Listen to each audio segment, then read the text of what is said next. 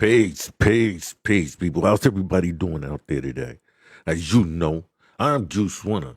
This is Old Jaw Gritty. Right now, we are dealing with the world of technology. So, I have like different segments. So I just decided to put it all in one, what's the name, and just add like the different, tickers and all of that at the bottom. So, um, let me take a few more puffs of this.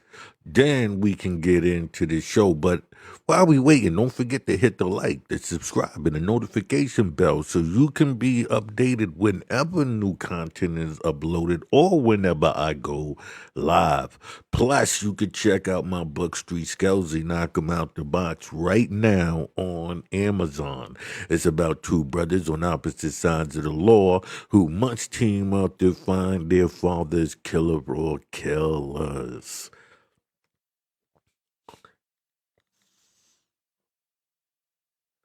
Take two more puffs that we can get into this.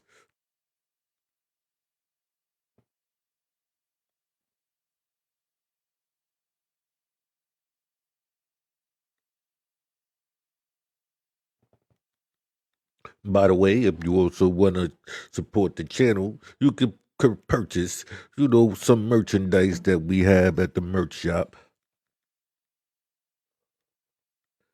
The old jaw gritty on one side, the I gritty New York on the other. To the 200th subscribers, you get one of these cups as well as a copy of my novel. All right, so let's get into this right here. Right? As you know, we are reading Keys to Freemasonry and Secret Secret Chambers, right? This is the anti-Masonic book that was written in the 1800s. Knights of the Golden Circle. Graphic accounts of them by a succeeding knight, and remarks thereon showing the identity of the order with masonry. Quotations from Sir Walter Scott. Pardon me, put my brace on here real quick.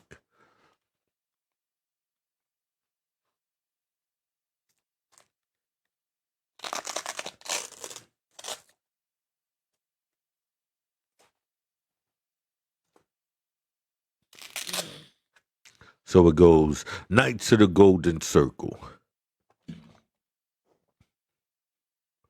For reasons which are obvious at first sight, and for other reasons which will appear in due time, I have concluded to introduce just here a short account of this child of Masonry. I quote from the account published by Edmund Wright. Mr. Wright is the son of an aristocratic Southern gentleman, and was born in Atlanta, Georgia. His father had a rich estate in Florida, also near St. Augustine. The principal emblem of the order is a golden serpent and coil, hence the name of the order, the Golden Circle. Now I did a show dealing with that, showing you the handshake. It's called, the handshake of the snake. I'll put that in the description. I gotta watch all of these again and make sure I add things to them. The venomous creature, it will be remembered, is a favorite emblem in masonry. A serpent twined around a cross is a highly significant emblem in the degree of Knights Templar. I say highly significant for every member of the entire family of Oath bound conspirators is an offspring of the old serpent. the devil. By every member, I mean every branch of sworn secretisms, both ancient and modern. So ancient and modern, the moderns would be the atheists, and the ancients would be those, the Babylonians, the Egyptians, the Royal Arch, the York Rite, the Scottish Rite. Those would be all the ancients. Where like the modern would be like the French and all of that stuff. Um, branch, serpentine, um, father. We will now give a few extracts from Mr. Wright's account of his Dark Order conspirators. His father, I should first observe, being a member of the order, induced his son Edmund to join, having been led to believe that the object of the order was the salvation of the South. Just so masonry, it professed objective is also salvation, while it actually leading to destruction. And I agree with that, because as its members, it's like you're walking in the door and you're saying these are you're being alienated, for this, whether it be slavery, whether it be the LBG community, whatever, the women's right? So you have these arguments. While you're doing that, you don't realize you're working for another system that is only out to destroy, the Christian system, while bringing this new order of Satanism that you see, right? The federal government, right? But here, Mr. Wright, I blush that it was my misfortune to have been lured into the meshes of the most demand damnable organizations ever conceived of outside the lowest depths of pollution. The intelligent reader will not fail to see that the darkest order here exposed is simply masonry under another name. Like I said, you can, once you know what you are looking for, you can say, okay, the Nubians, yeah, that's a Freemasonic group. Oh, the Nation of Islam, that's a Freemasonic group. Oh, the Moorish Science Temple, oh, those are Freemasonic groups. The People in Folk Nation out of Chicago, oh, those are Freemasonic groups. The Black Hebrew Israelites, oh, that's a Freemasonic group. Bloods and Crips, oh, those are Freemasonic groups, because you know what you were looking for, social construct, you understand this design of putting somebody in the spell, and you also are able to identify those who are working the system, not just those who are under it, which would be harder to explain to, because they're under the system. You know what I mean? But you are allowed to identify those who are the facilitators as well. Right? So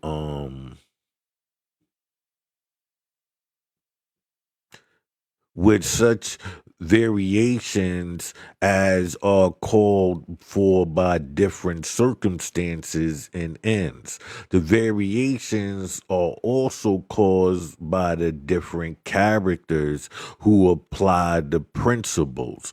That's why I was saying, as you were watching this, the different individuals, it's what is being applied. It's not necessarily the group, right? The group would make it hard for you to identify if you're not realizing that they're all under their system, right? But you do, get a chance to see um it in action just based on the different characteristics of the people who are using it and what field are they going in. Are they going into the speculative field, or are they going into the hard, down, gritty field of using this system? And applying these principles, and who carries them out more or less fully, according as they themselves are more or less corrupt. Hence, Mr. Wright says the castles in the northern states through forward and conducting principally by Southern men are more moderate in their workings and less open as to their design than are those of the South. And this too is the Masonic method exactly. The character and design are always developed by degrees. The principal purpose for membership must be for legal age. If an old man, he must be vouched for as a pro-slave Democrat with a straight record. If he is only of age, he must be known and recommended in favoring the extension of slavery in every means at his command. Now you got to remember, at that time, that was the requirement. Like you see now, when you hear about Freemasonry, the LBG community, and then you start hearing, the pedophiles working into that, and area. You start to see that it's people. It's a call. While they're telling you the type of individuals that's in that organization, there also is a call for those to come to that organization, right? Because it's saying this is what is in there. So clearly, those people would be the first to enter that place, right? They like, oh, wait a minute, I have a union for people like me. All candidates must be men of wealthy and of living in of living South slave holders. Therefore, the cardinal principle is to establish and maintain aristocracy, right? So I'll be showing, like, matter of fact, I can I don't think I have the picture though, so let me see if I can pull it up here. All right. Um Down long. Pardon me here. I wanna show you this collar. All right.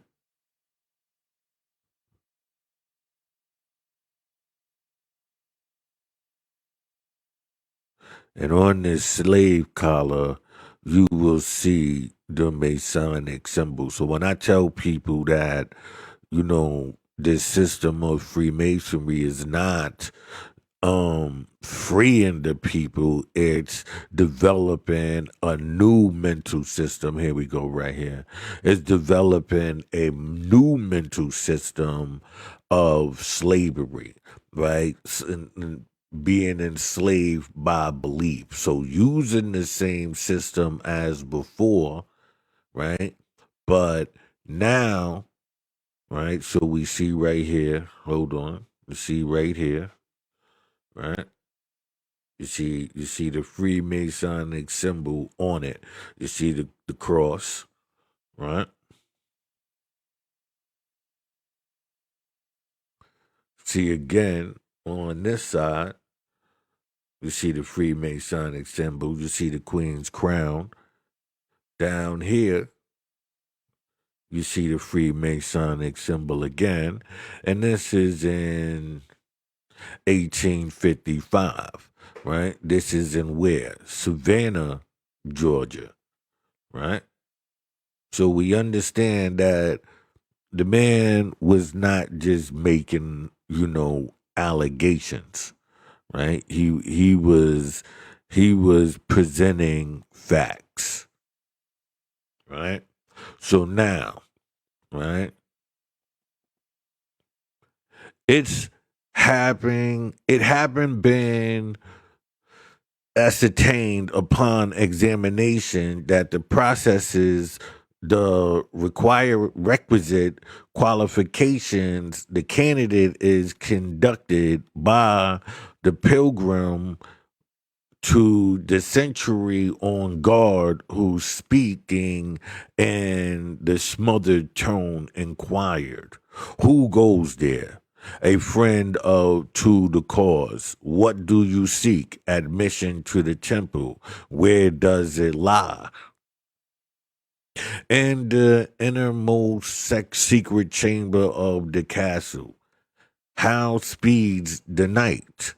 It is well. To which the century responds. Advance then and receive the oath of silence and secrecy.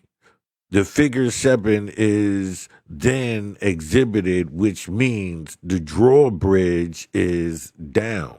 The pilgrim then enters and passes through the anteroom into the castle, leaving the candidate in charge of the keeper of the gates of the castle, who places upon the head of the candidates a cap, the front of which extends down over his face and shuts out everything from his sight. The pilgrim now returns in company with the provost, who, with great apparent difficulties, passes the candidate through the gate. When they arrive at the inner door of the anteroom, the provost strikes his sword against it, and it is immediately open. A file of 6 men appear within, 2 of whom bear strangely fashioned lamps formed of human skulls and painted with fantastic shapes that are drawn out of weird relief by the light within. To hold heavy broadswords with calibristic inscriptions and strange devices, and 2 with skull and crossbones upon a blood-stained cloth filled up the measure of the poor devil's shivering agony. The visor is then lifted. The visor, oh, my fault. The visor is then lifted, and the apparent gaze of the novice fastens on a scene that chills the blood of his veins. He had never imagined that hell itself could produce a spectacular so revolting to the finer feelings of man's nature, and for some temperaments and fraught of that moment is the nightmare of a lifetime.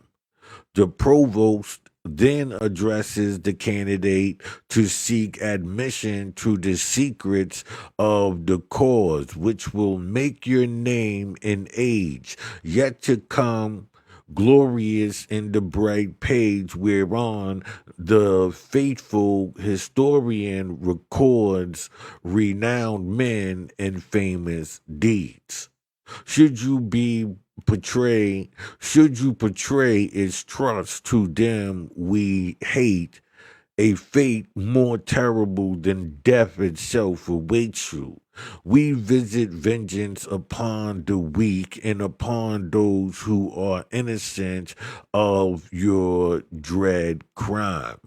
All whom you love, your wife, your sister, your child, your aged mother, everything on earth you call your own. All is forever lost to you if you breathe a mortal ear, one word or letter or sign of the secret we confide in you. Nay, more if you ever write or print or engrave or in any manner impart the least shadow of or hint regarding the secret signs, symbols, or purposes of this order, your punishment take shall task all the ingenuity of diabolical torture to exploit your crime. Forever helpless, cheerless while you live will be your lot on earth. A starving, miscreant beggar praying for death through years of torture. You cannot dare, not shall, not recede. For this time onward, we own and hold your very life. You know the history of the Italian Carabinieri, carbonarary. Oh, let me get this out of here.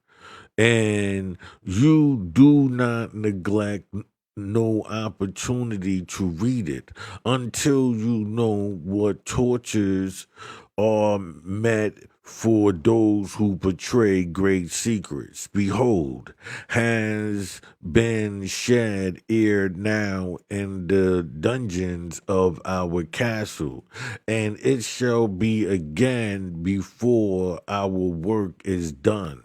Lives have been sacrificed, and they who speak against us, whether within or without our temples, shall perish like dogs, and the flesh of their bone become the food of buzzards and vultures. Both friend and foe alike shall find. We keep our compact with mankind.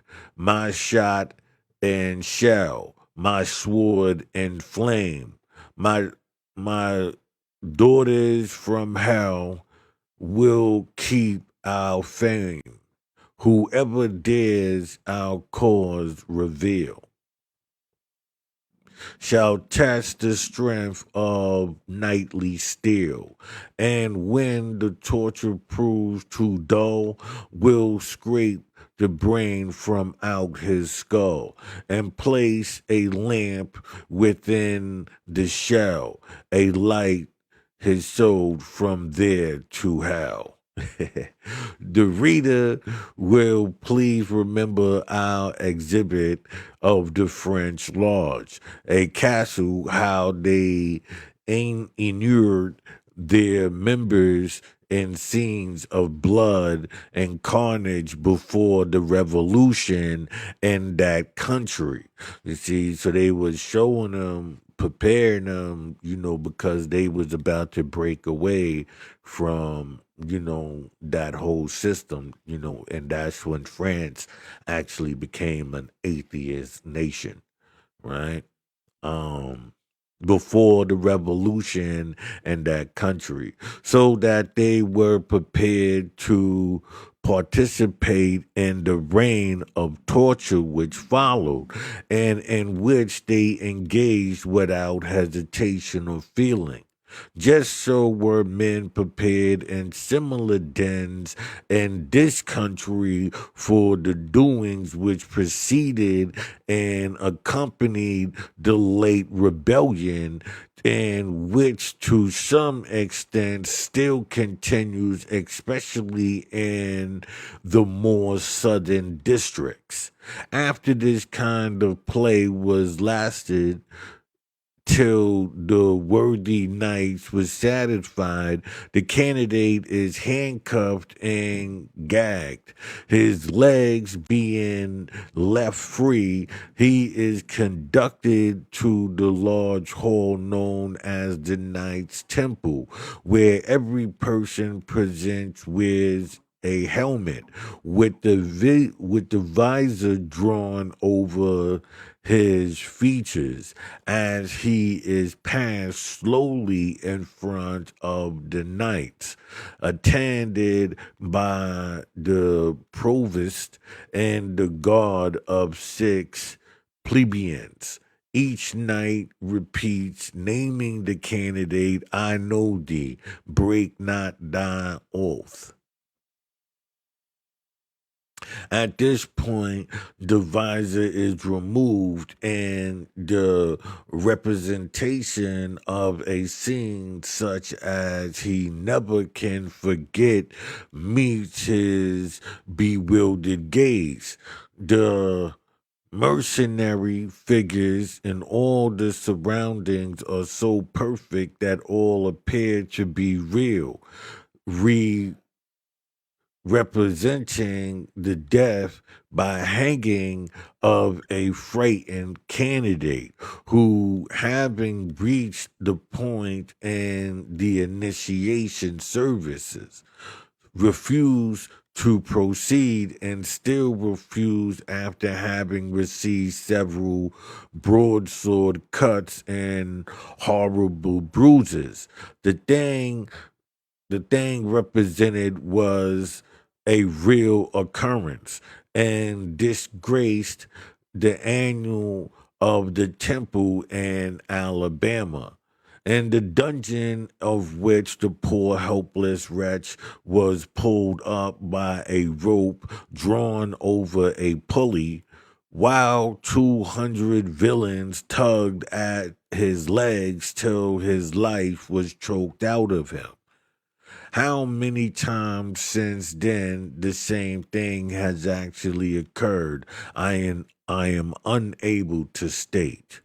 But knights have, on several occasions within my own knowledge, courted opportunities to reenact the horrid murder and have assured me that nothing would give them more pleasure than to assist at such an execution. Now, let me take a break here for a quick second to tell you, if you enjoying the content, this content, and you understand it, please give a thumb, hit the thumb, the like, the subscribe, and the notification bell so you can be notified when new content is being uploaded. Plus, this is my book, Street Skills and Knock 'em Out the Box. It's a book about two brothers on opposite sides of the law who must team up in order to find their father's killers or killers. While one brother is attempting to prevent his brother from doing something crazy and getting himself killed or incarcerated in the mix. All right, let's get back to this. My stomach is growling.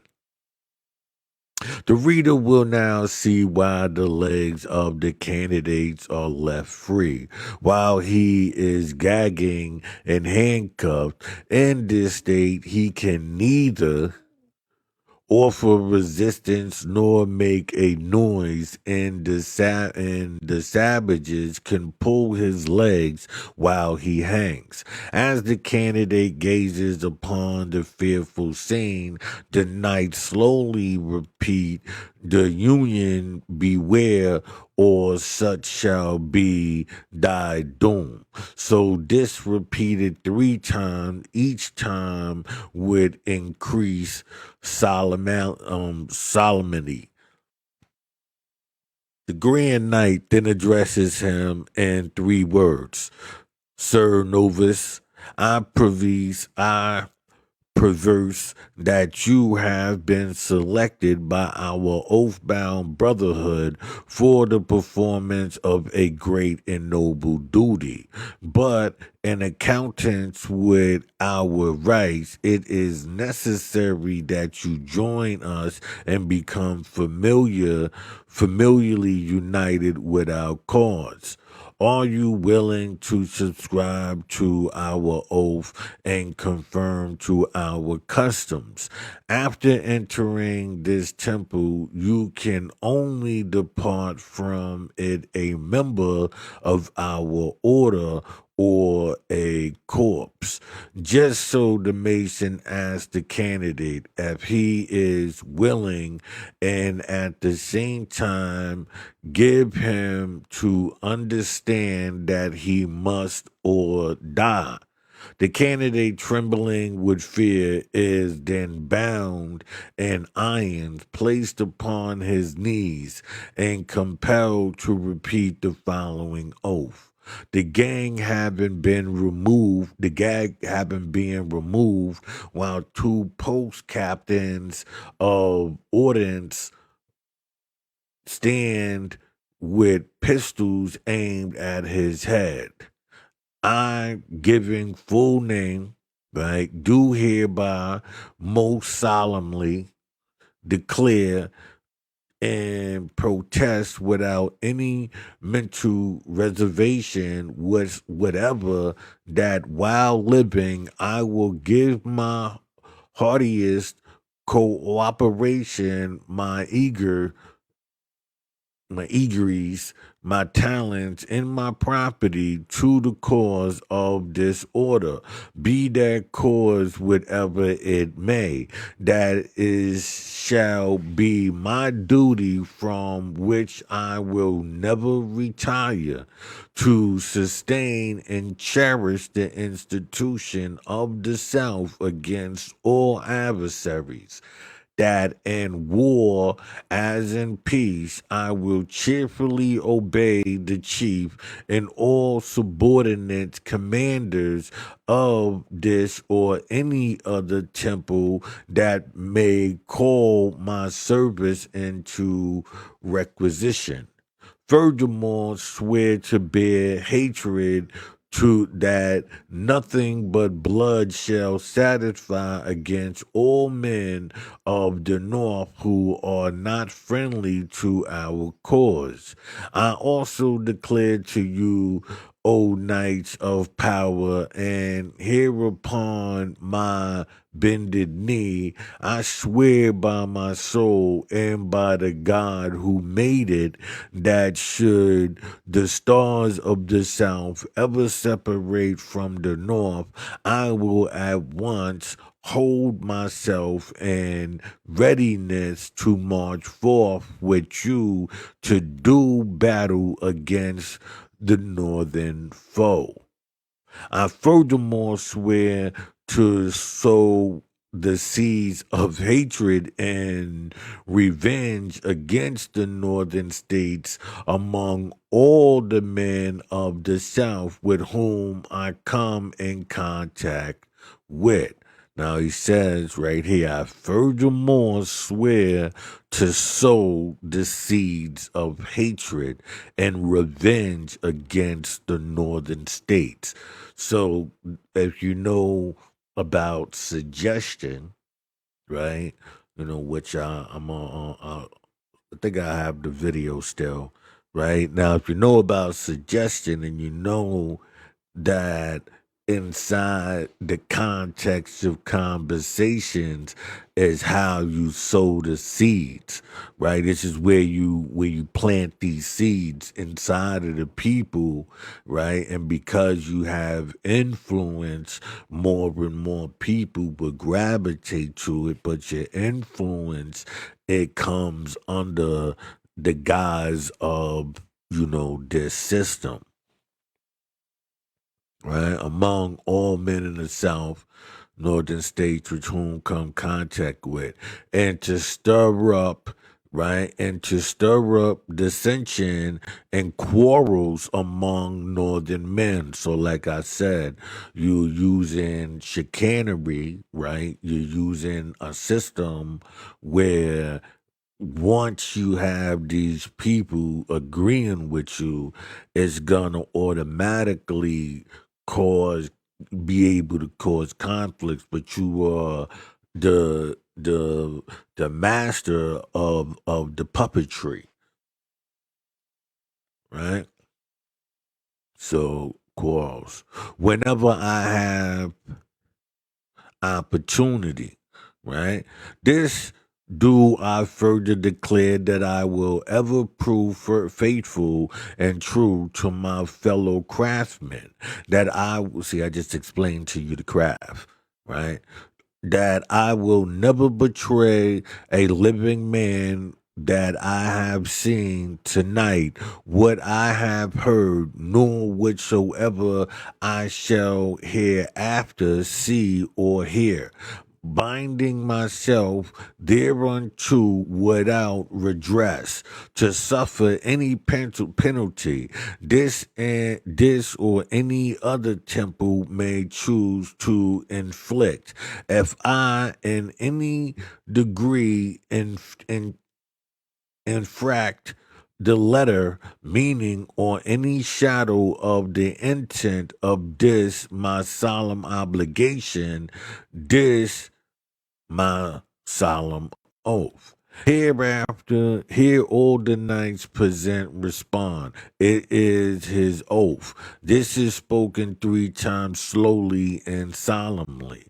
And between each repetition, a large bell sounds a muffled toll, after which all exclaim as if with one voice here and recorded after signing the compact which embraces the constitution and bylaws of the order and in which is incorporated in substance of oath, the candidate is instructed in the various ways of entering the lodge. Now, on one side of you listening, and if you ever paid attention to what's his name, OG Mac and the New York City Bloods and how he started it, you will see this whole structure. So he was a Moor, right? He came under the system of a Moor, was able to get this off the ground, and and these are the results. Now he had a sword over his head because these dudes are killers. They going to upper limits. I mean, you can hear the stories, from them if you choose to, right? Certainly, the obligations, objects, and doings of this circle, as here divulged, are diabolical to an extent difficult to be believed. Yet the whole is subsequently Masonic. Every feature in the above dark picture may be seen in masonry. See, just like he's saying, I'm saying, once you know what you were looking for, and I can do a whole breakdown on that as well, the gang culture, and I've been putting off on it, but I just wanted to get these 2 books in there before I get into that, and then I'll be getting into some more books as well. Like each circle demands absolute and uncompelling obedience and submission and sets a defiance all authority and law save its own, and each punishes the disobedient, right or wrong, with death. In a word, masonry is the original and the circle a faithful copy. And it is with great priority that the serpent is adopted in each case as the principal emblem, and is with equal priority that human skulls, bones, blood, coffins, and instruments of death abroad alike, both on the garment and the dens of monsters, compared with whom Nero was a gentleman. The institution fee and the castle were where I was admitted was $50, besides a tax of 2.5% on the total valuation of the candidate's efforts, which tax he was allowed to pay in 12 months installments.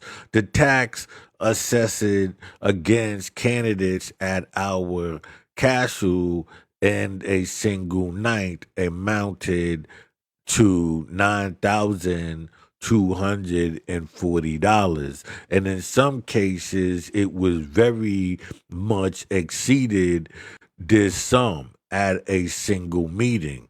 So the question of where the money comes from to carry on the operation of such an organization is very easily answered. The fund it's the fund is accumulated before the breaking out of the rebellion, right? The fund is accumulated before the breaking out of the rebellion, furnished the swindles of war of many departed schemes that otherwise would have existed only in the brain of some departed successionists, right? So, as you know about Freemasonry, you know if you got a scheme, right, this would be the place to work it, because everybody is under a trance, and it's the hustle. Right, it's hard to explain, but right, that's the system. Who outsmarts who? Jay-Z to Rockefeller and Dame Dash, right? After I had passed through the entire program of the institutionary degree, paid my fee, and pocketed the notice of assessment against my efforts, I was coolly informed by the GR Grand, I guess, that I was as yet no knight, that this ceremony was merely conditional and only fitted me to receive the degree of a true knight at the subsequent period, that my station and society would enable me to exert a commanding influence in favor of the order, and it was therefore expected of me to name an early date for a full insight. I replied that I would consider the matter before naming the time, and soon informed him of my determination. Without seeming to notice my remark, he called the knights to order and made the following announcements. We will all meet here this day week to confer upon Edmund Wright the degree of TF-18. Every night must be punctual and vigilant. The guards will conduct our friends to the anteroom, as he is not yet entitled to present at the ceremony of closing. Just So, just so masonry. The poor victim had paid his money, had sold himself, enslaved his sworn away his life, and that once again, still he's told that he is not yet a Mason, right? That's how you got the 3 degrees, right? Until you become the master Mason, right? He would not be entitled to the Masonic burial, and knowing like the victim was experienced nothing but disappointment, he is ever and anon told that the revelations promised in short will be made in the next or following degree, but the same disappointment is still experienced, for the only revelation made to him is that he must pay more money and take more oaths. Moreover, however, conscious he may be that he is deceived, robbed, sold. He is equally conscious that he is bound by oath and death penalties to submit and conceal. Poor Edmund Wright says, I was immediately hurried away with a protest half formed to utter against this summary disposition of my free agency. But it was just as well I did not speak my mind, for I have since ascertained how useless it would have been. Why, my dear sir, you still seem to have forgotten that you had disposed of both yourself and your free agency and had bound yourself by oath and death penalties to obey all the calls and commands of your new and now absolute masters. And every Mason has done the same thing, nor is either one or the other permitted either to resist or complain, even though his master should proceed to bother something him. He is sworn not to do so, and should he do so, he would be a perjured villain. Do you doubt this? Just turn to the oath and read, binding myself hereunto without redress to suffer any penalty this or any other temple may choose to inflict, if I in any degree infract the letter, meaning or shadow of the intent of this my solemn obligation, this my oath. It is his oath responded all the nights, and so it is.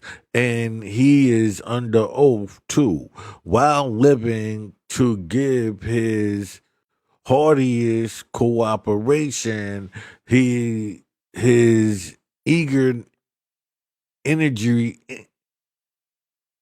and talents, his properties to cause of the order that be that cause what it may.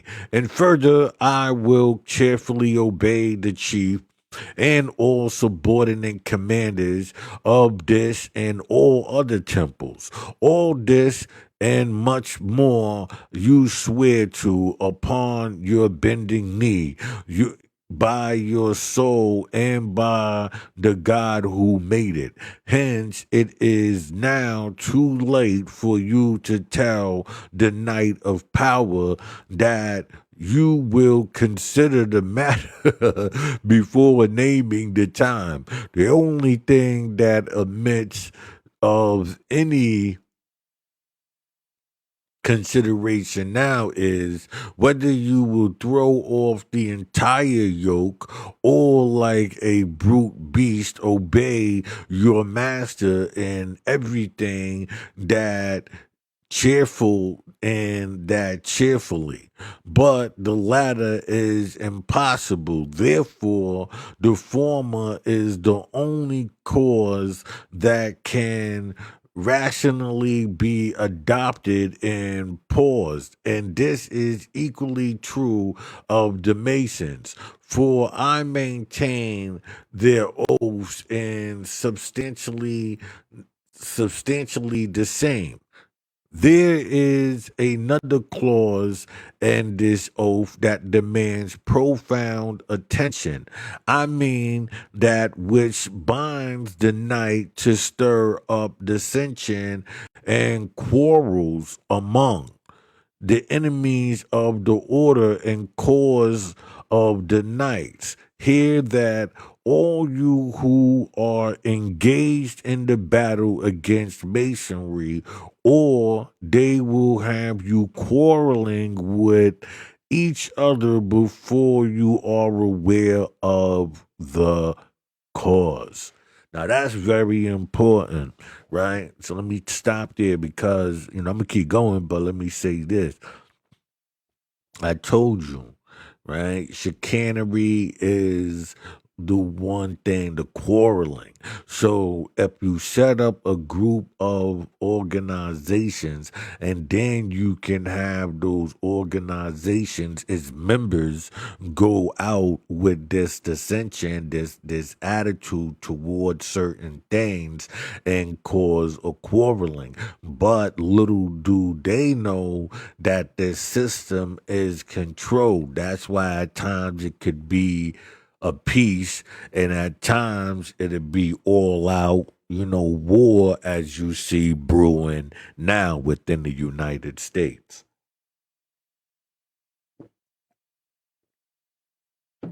Right, I would like to remind you I'm Juice Wanna. This is Old George Gritty, where we talk about everything under the sun, not just conspiracies. We talk the news, we talk many things, but we also talk about a society that runs it all and how to be able to identify them by this system. The number one tool that I always say is quarreling, right? It's just my book, Street Skelzy, Knock 'em Out the Box. It's available now on Amazon Books. Don't forget to check it out. It's a book about two brothers on opposite sides of the law who must team up in order to find their father's killer or killers, right? It's a fast-paced book that takes you throughout the tri-state area of New York. And forgive me, I'm really just trying to get through this, but yeah, please don't forget to check out my book. Is how you want to support the channel. Also, you can support the channel by going to the merch. Some junkies merch shop, and you can check out some of the merch as well. Right?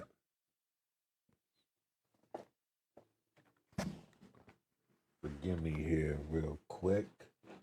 I just want to take a little break and take some puffs of my L.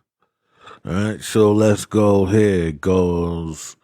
Masonry before you are aware of the cause. Masons, the knights, and the devil fully appreciate the importance of this method and will not fail to adopt it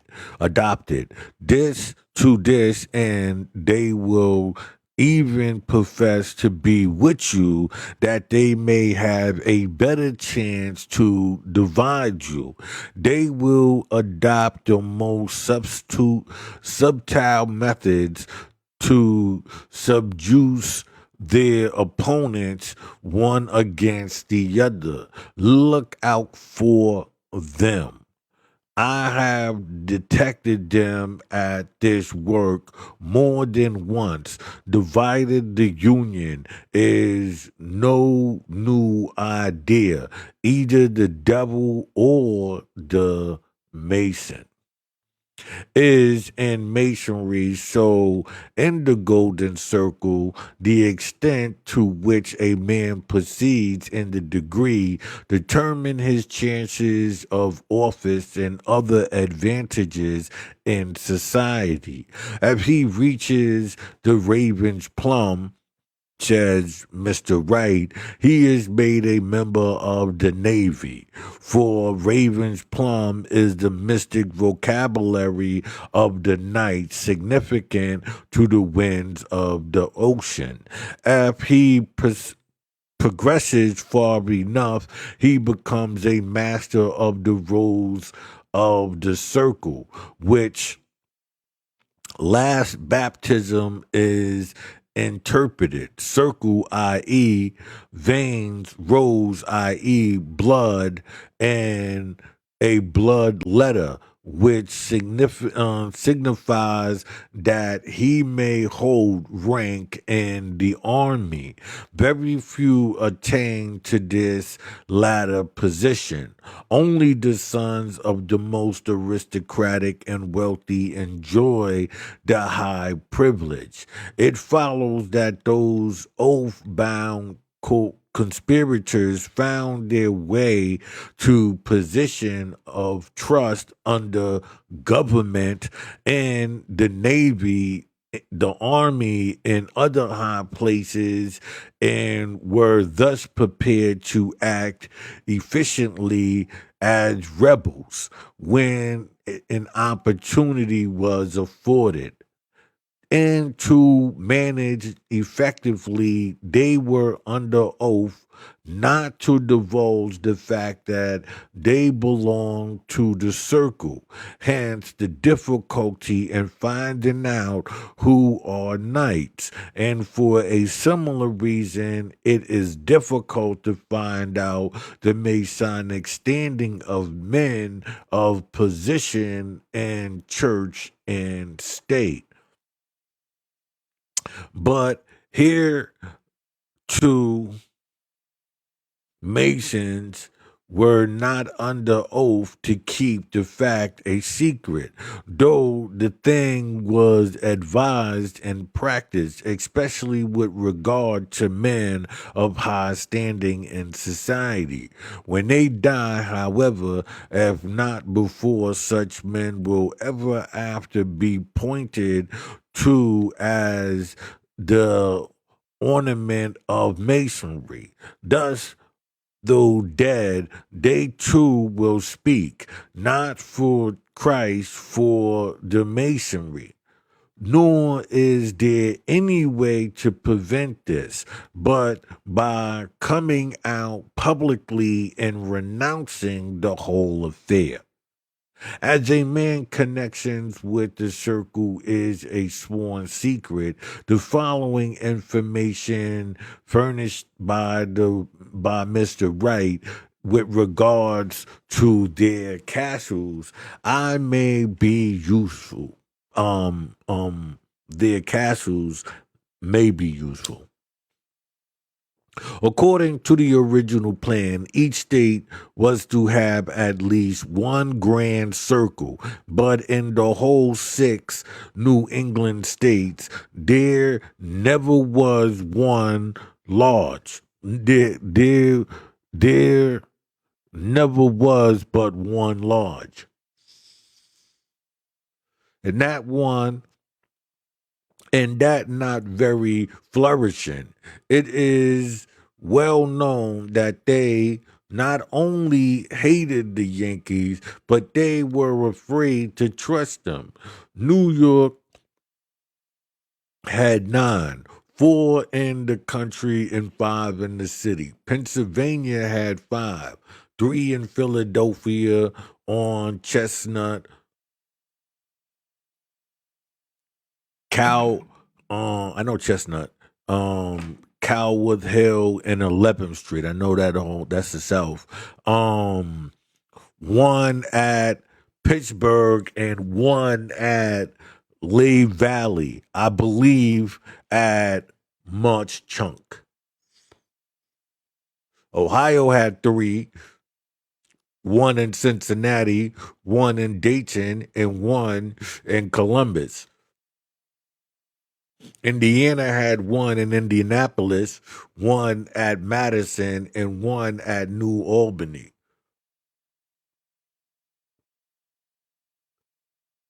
So much. My fault. Illinois had two at Chicago and one at Cairo.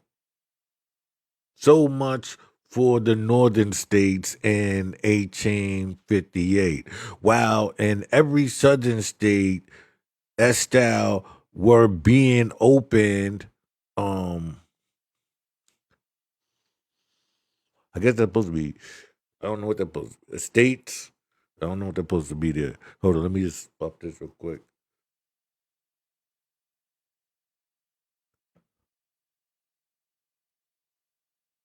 We're being open in every direction, and the greatest industry was manifested in making proselytiles and the doctrines of the order.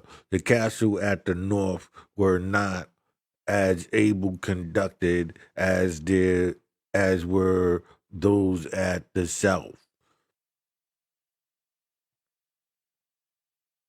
nor entirely on the same plane. The ritual and forms of initiations for the North, although framed on the basis of the original and used at the institution of the order, were essentially changed. The northern castles were principally organized by Southerners. However, although they did not think it expedient to trust their cooler blooded brethren with their full secrets.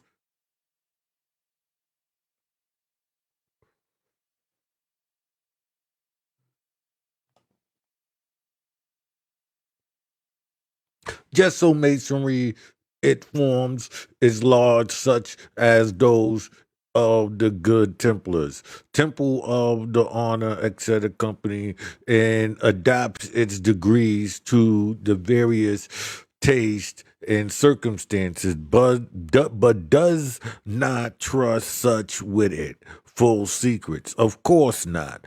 But if such sons and daughters will only follow their crafty leaders, the time may not be far distant when they will admire all the circles and rings, not expecting those of the Ku Klux. Meantime, they might be careful not to speak disrespectfully of any secret society, nor will they, and they will fully justify their silence by telling you that they know nothing about them. Thus, the secret brotherhood has already closed their mouths, and to this end, it was that they drew them into their side chambers. Poor Wright would now gladly retrace his steps, or at least go no further. But his own father tells him, "It is impossible for you to retract now. It will not be allowed. But who will prevent me if I am so disposed? Everyone you saw at the castle, Ned, will be present, will prevent you, myself included. There is no other course for us but to go ahead, and you must go too. But if I refuse, what then? To tell you the truth, my son, I hardly think you could persist in refusing and live. A man over on Salt Creek refused to take the the initiator After several warnings, he was finally notified that he must join without further ceremony, but he sent word he would see them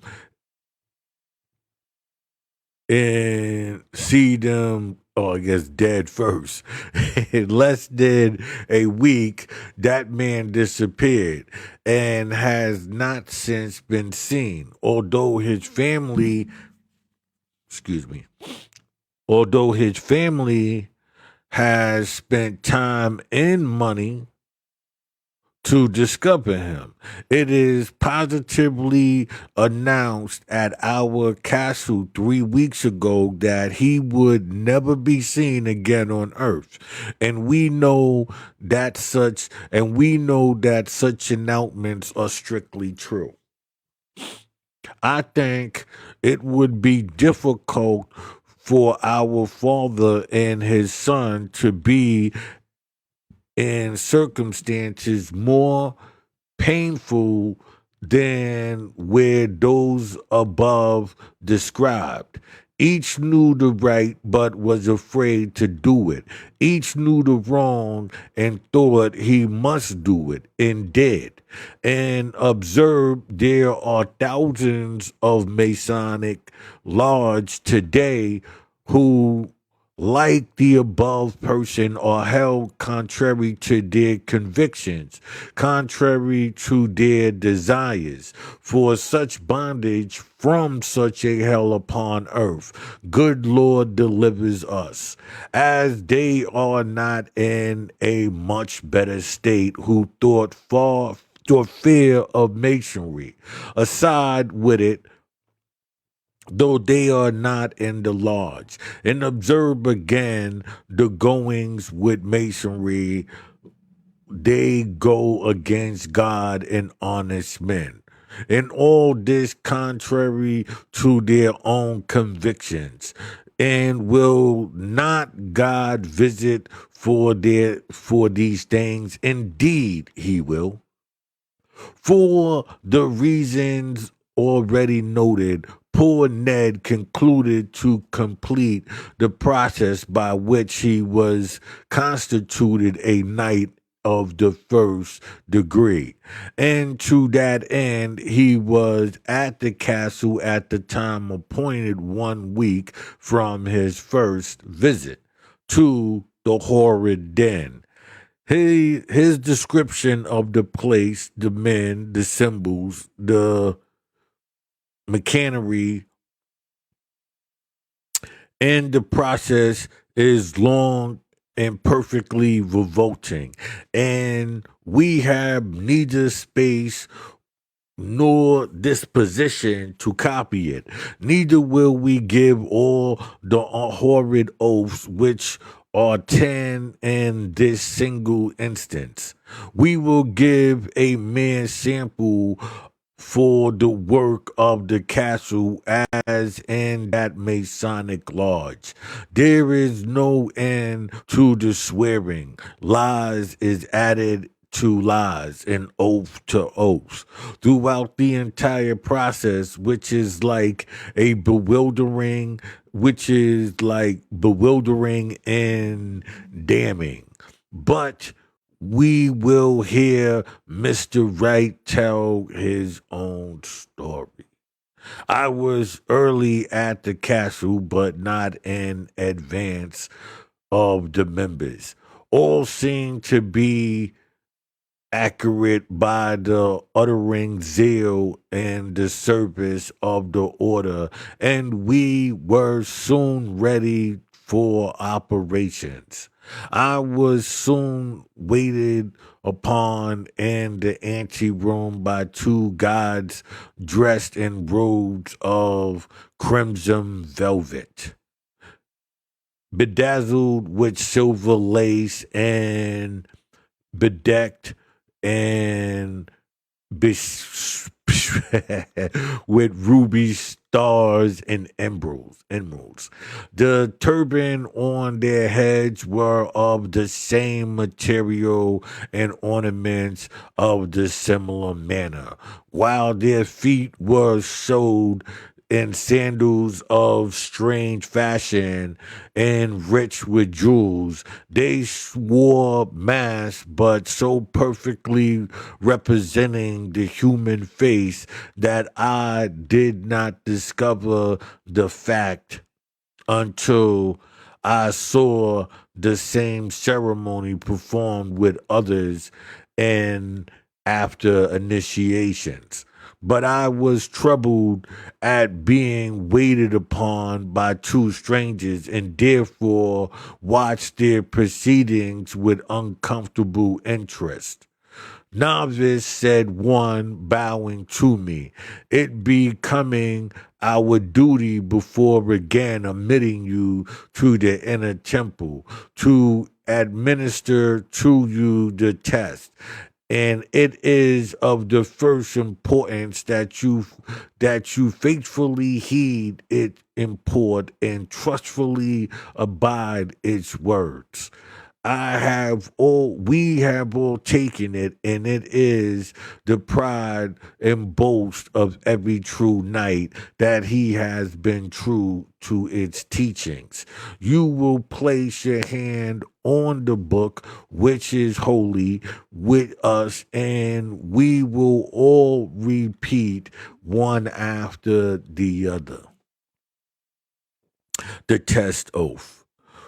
We, novice and king citizens of the South and champions of Southern rights, do hereby and hereupon, in the presence of each other and of Almighty God, judge the word solemnly and sincerely pledged our lives, our faith, and honor to conceal and never expose the mortal being except the true knights who have sworn to the oath in any circumstances or thing that may transpire in this castle or in any castle with which he may be connected, that we will not disclose the secrets, the knighthood to save life, friend, nor fortune, but we will freely sacrifice life and everything dear to us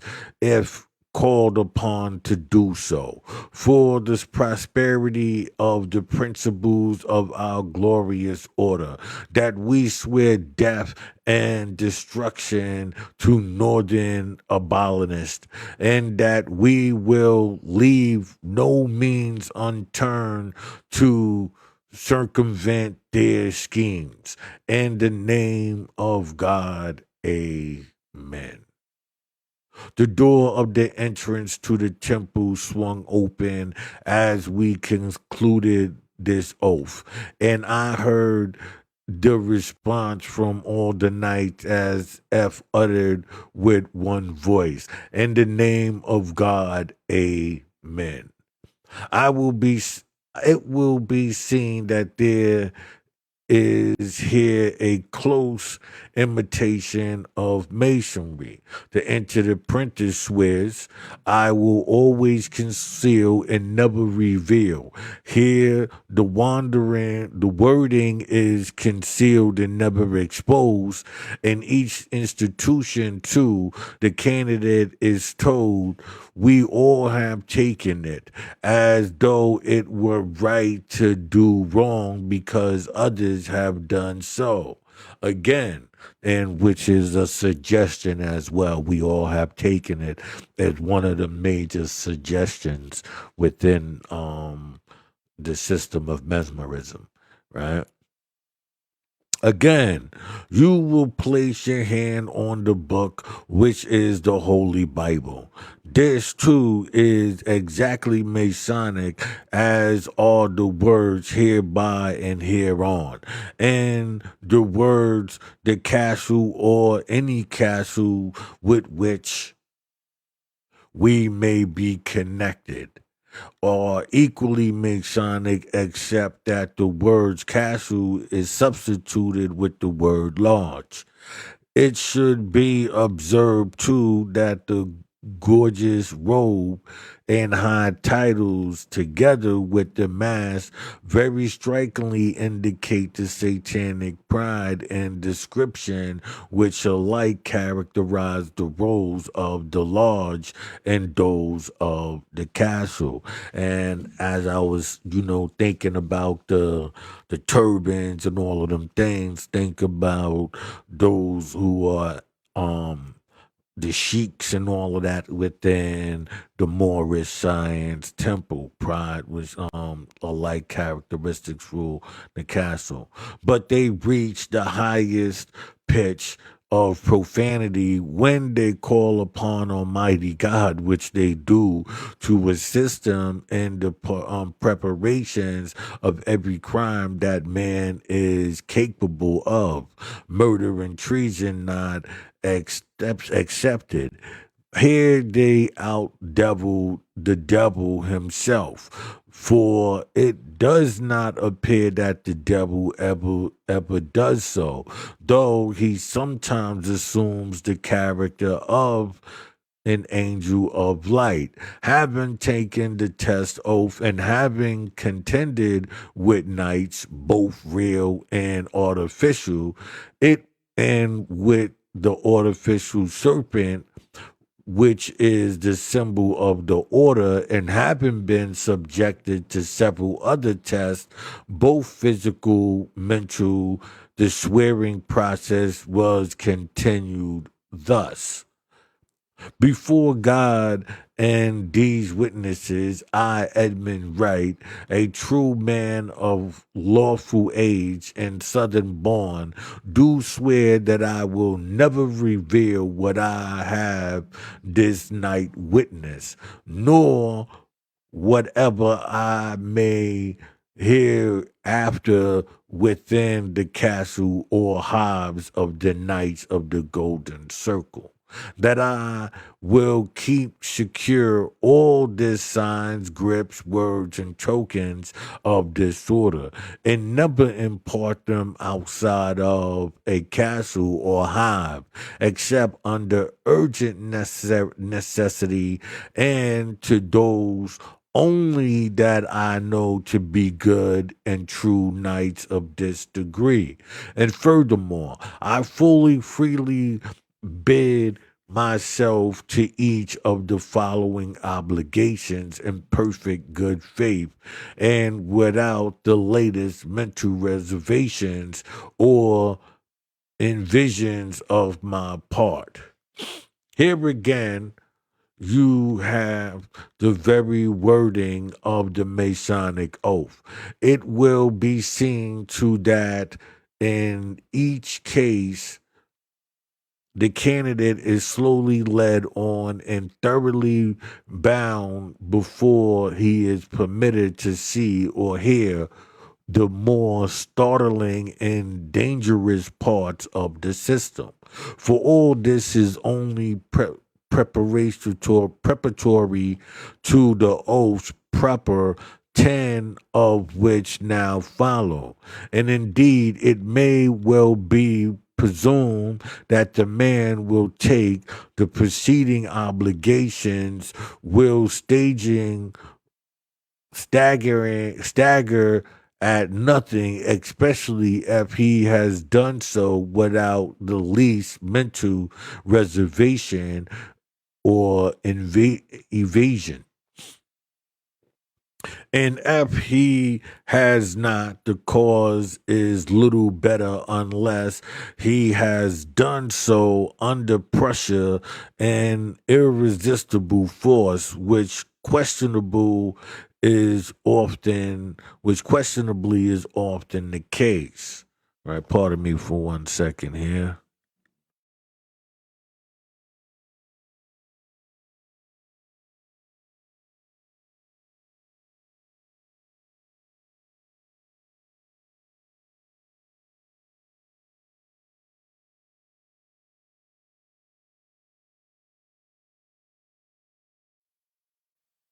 Pardon that, pardon that. Uh, it goes, one. I swear and promise to conceal the name of the knights of this degree, This objective is designed, therefore, and never under any circumstance acknowledge that I am a member except to such as can give me their sacred word in a manner to leave no doubt that they are true knights. Mark, he swears to conceal the name, objects, and designs of the knights for all but true knights, and that under pain of death, but the hands of the knights. Is not this awful?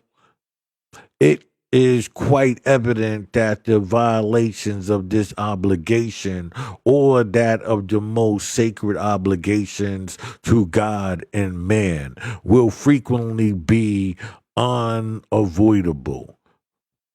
Whatever secrets may be given to me by God of this degree, no matter what their nature may be, if imparted as a secret of the night, and because I am one, I will hold the same secretly in my own knowledge and never communicate it, even if my life is at stake. I swear never to speak evil of the brother knights, but will strive to extriate his faults if he has any, and magnify his good qualities on all occasions. I swear never to dishonor his wife or daughter of the night, knowing them to be such, but will on all occasions consider them under any special protection. All this too is strictly Masonic. See the third and seventh degree in particular. Three, I swear to oppose to the utmost of my ability the admission of any confirmed drunkard, professional gambler, convict, felon, Negro, abolitionist, minor, idiot, or foreigner to membership of this degree of Knight of Circles. But I will induce at many good Southern right men to join as possible. So he's saying, he won't admit the drunkard, the professional gambler, the convict, right, the Negro, but those lodges take all of those in. He's saying up to what he's up to, he won't do this. This too is strictly Masonic. There is indeed a little variation to adapt it to Southern particularities, particularly the object and design of the knights at that time.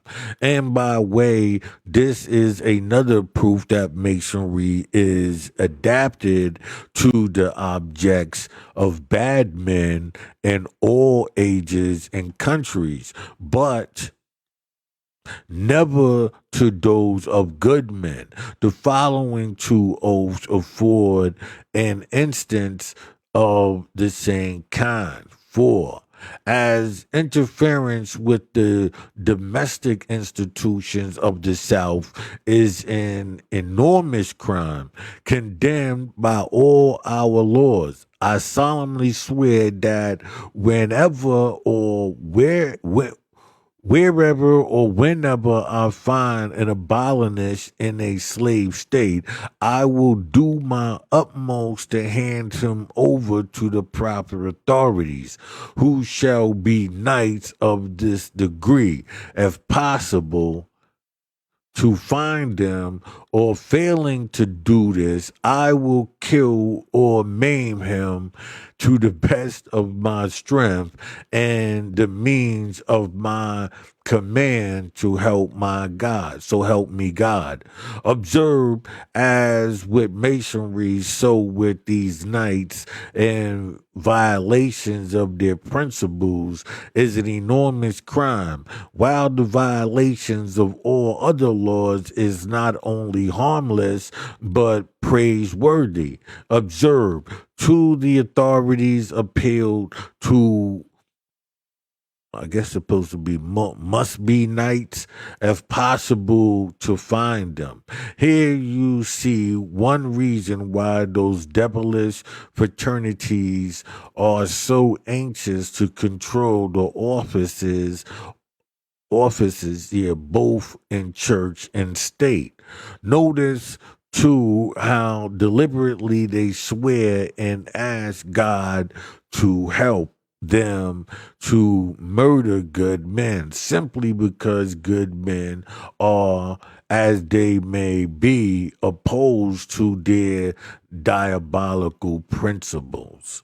5. I furthermore solemnly vow and swear that in case a president of the United States is elected who is not in Southern rights, who writes man, and from whom any danger to our institution may be responsible apprehended, I will do my utmost to destroy his power in the South. We see that today, the slander, especially if you online, you see the slander on both sides. Oh, Michelle Obama is a man, the Donald Trump, the Biden Sleepy Joe, right? You see this, right? You see this back and forth. Even powers in the South, even to the taking up of arms against his authority. And in case the southern state decides to secede from the old union, I swear to accomplish everything it is in my power to do to effect this end. Now, mark how awfully these oaths anticipate the removal of the old union to give place of a new, namely that of the circle, and mark how artfully the treasonable clause is brought in. In this case, the southern states decide to succeed from the old union. I swear to accomplish everything in my power to effect this end, to destroy the power of the president of the old union, even to taking up arms against his authority, and all this for his being opposed to the principles of our order. That is all. Just so Masonic oaths, they recognize no law or authority outside the Masonic circle, and all the enemies thereof are threatened with death and destruction. I ever, I gotta, that all this is embraced by the Masonic oath. Let me say something, right? Um, Putting a sword over somebody's head in certain situations is understandable, right? Now, little do these people know the problem is these people are not aware that even though they seem like separate pockets, they're all working under the guise of one, right? There's one word that passes these words down throughout the people, because it's the word that causes the chaos, the confusion, and these type of things. So even though many people can break off and have many different, castles, lodges, tribes, whatever you wanna, you decide, you label yourself. Once you understand the system, you understand these labels and how they all operate psychologically on its unsuspecting subjects, right? Then you'll be able to spot it. I don't care what name it comes under and what it is, right? By the way, this is Old Joy Gritty, and I'm Juice Winner. Thank you for watching. Don't forget to hit that like, that subscribe, and that notification bell so you can be notified whenever new content is being uploaded. If you want to support the channel, right, because I'm not monetized at the moment, you can go to my page, to my merch page. You can get, right, the Old Joy Gritty on one side with the I Gritty New York on the other, or you could go to Amazon and purchase my book, Street Skelzy Knocked Them Out the Box, which is over 400 pages of a great read, right? About two brothers on opposite sides of the law who must team up in order to find their father's killer or killers, right? I know I'm being vague on that, but I'm gonna make a full commercial, with just like the description. It's just that I don't be wanting to hold people up with the book, and we're reading the book. You know what I mean? So I'll do that. Or just like make something where I could push it and like a banner will come up in the back and explain it all. And then, we'll continue on from there. But okay. Principles in our order. It is that it is. Just so Masonic oaths, they recognize no law authority, Masonic oaths. The next five I pass over the next five oaths, only remarking that what was awfully anticipated in the fifth is fully enjoined in the 10th oath. Thus, I further swear that the contemplated services of the existing union of the states is imperative duties which owe to my God, to the South, and the natural supremacy of mind and social position over mud cells and humanity, but be they black or white, binding myself to this oath under severest penalties. It is possible for the mind of men to conceive or human strength the skills to execute, so mote it be. In the name of God, amen. So mote it be. In the name of God, amen. Amen. It is responded by all the knights 3 times repeated.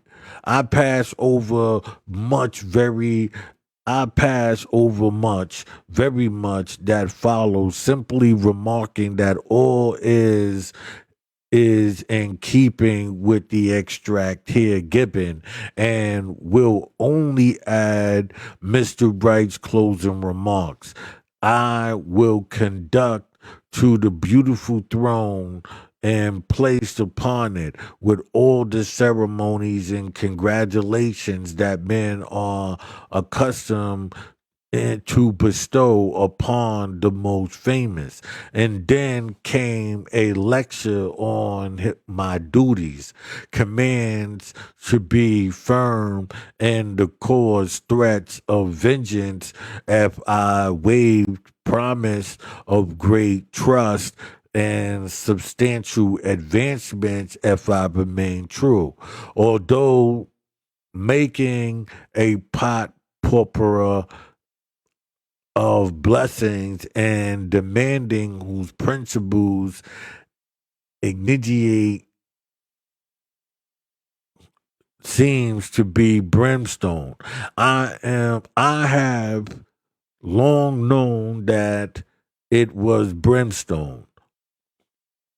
Okay. Then came the closing ceremonies, which they, as they were very commonplace and silly, I have no occasion to record. The only point that struck me as strange was that GR asking God to bless the order and sanctifying the hearts of its members. If such a thing as unparable blasphemy ever existed was then and there. This masonry this is masonry exactly. The combination of atheistical wickedness and blasphemy, accompanied with pretensions and pity and abundance of the silly and the ridiculous, the design of which is to obscure for the time the hideous substance of the colgamate and thus deceive the candidate. The leader of the late rebellion were all members of this order, of course. Mr. Wright mentions several by name. He says, while Breckenbridge was vice president of the United States, he publicly wore in the city of Washington the emblematic jewelry of this traitorous order, the same of Floyd and Toms and Wigfall. In fact, Wigfall boasted publicly of the extent and power of the order and divulged the sarcastical emotional of such character at Willard's that it became necessary to close his mouth by special conventions of such members of the Senate as had the inside track of the legislative cable and were entrusted with the keeping of the order of the Capitol. Burgard attempted the organization of Castle at West Point and really made some progress, but discoveries were made in time to discourage the carrying out of his purpose, and his removal prevented the renewal of the attempt. PTB is doubtless one of the most industrious and scientific liars in the Southern Confederacy and must have had large experiences in making this statement. I write from personal knowledge of a single fact and thousands falsehoods. Our succeeding knight, also mentioned as Brother Knights JB, Geo, N. Saunders, JDB, CLV, Jeff Davis, and others, both North and South, and adds, I am reminded not to deal in personalities for myself. I would like to point out by name hundreds of people at the North who have done more towards prolonging this accrued war in the interest of succession than thrice the same number in the South have accomplished. But my published threatens to scratch all such items. Therefore, incidents without name or date must suffer. Here follow a number of incidents of treason and murder by the night, some without name or date, and some with both, such as the horrid murder of Andrew's family in Georgia, consisting of 3 gentlemen and 3 ladies, all mounted on horseback. They were pursued by some 20 knights also mounted. The 6 unhappy persons took refuge in a cave. Pardon me here.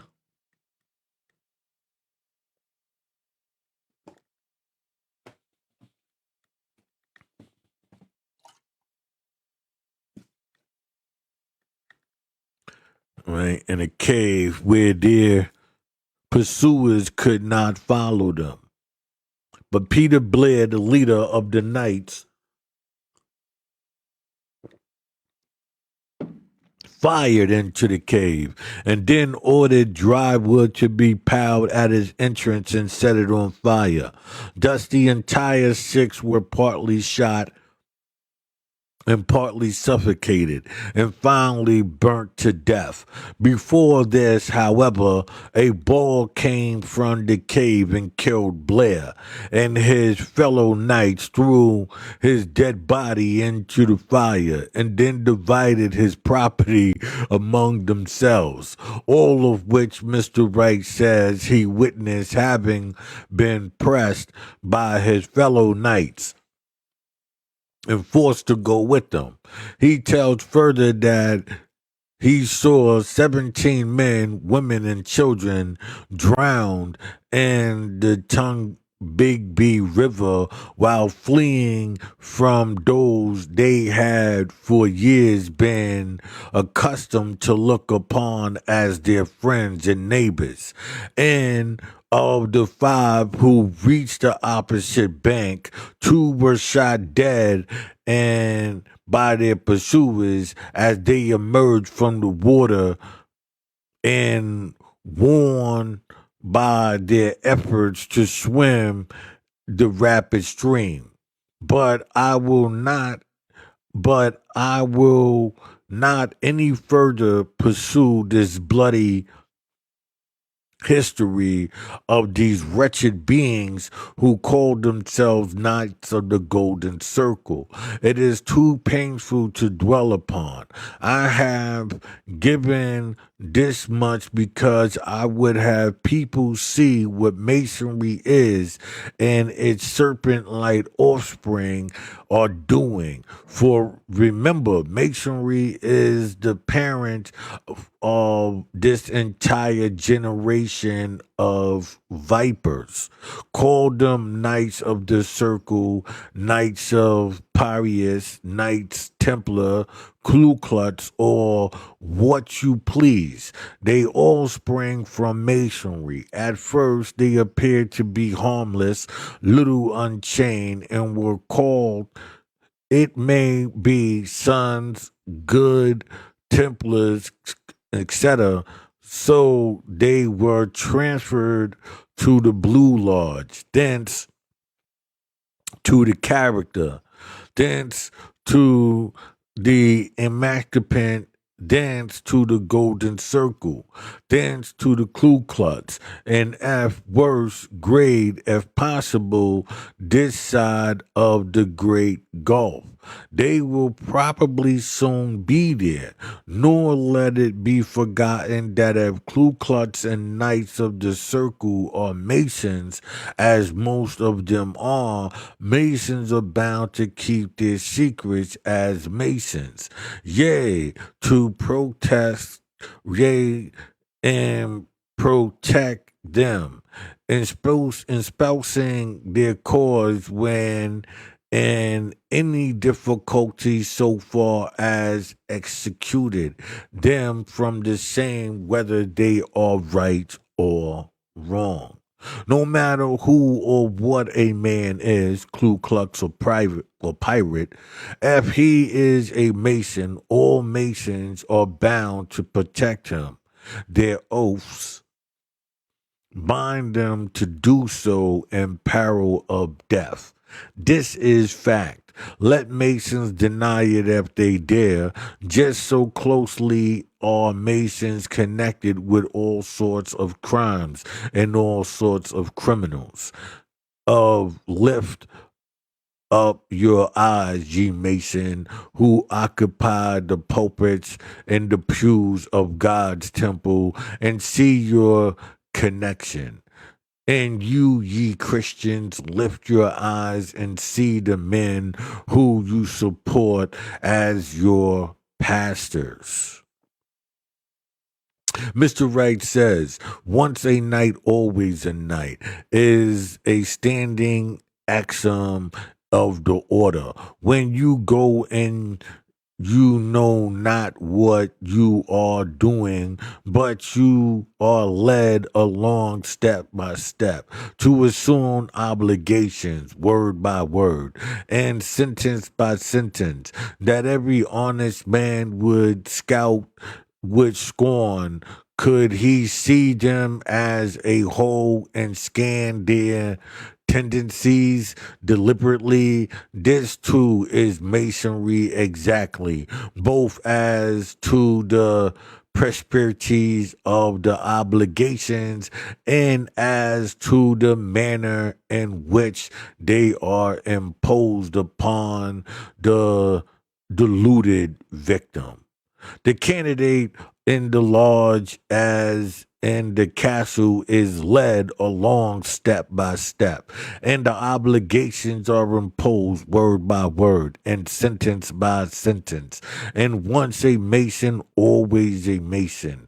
True, you may refuse to meet in the Masonic den once a week, but you are held to your obligations just as firmly as if you did meet. Yea, and you are watched more closely, being more suspected.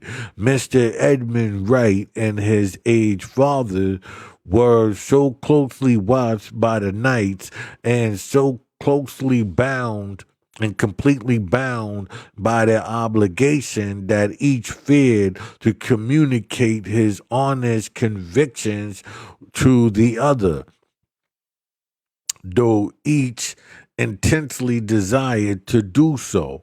When they became convinced of the true character of the system, this was not till he came to die that the old man ventured to communicate his thoughts to his son. And even then, he only ventured to write his thoughts in a letter which he confined to Edmund's wife, and which was not to be given to him till after the death of the author. The horrible bondage in which men are held by these diabolical obligations is strikingly indicates in this letter, as will be seen in the following extract.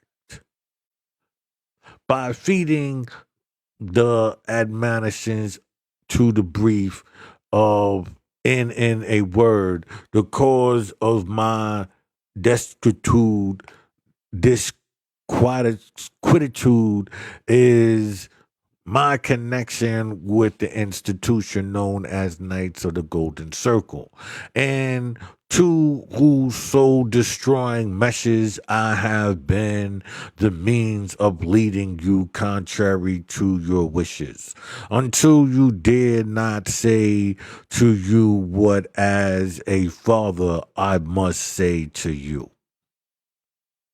This reason he gives for withholding his thoughts till now was the dreaded consequences of acting upon them, which he feared his son would do prematurely.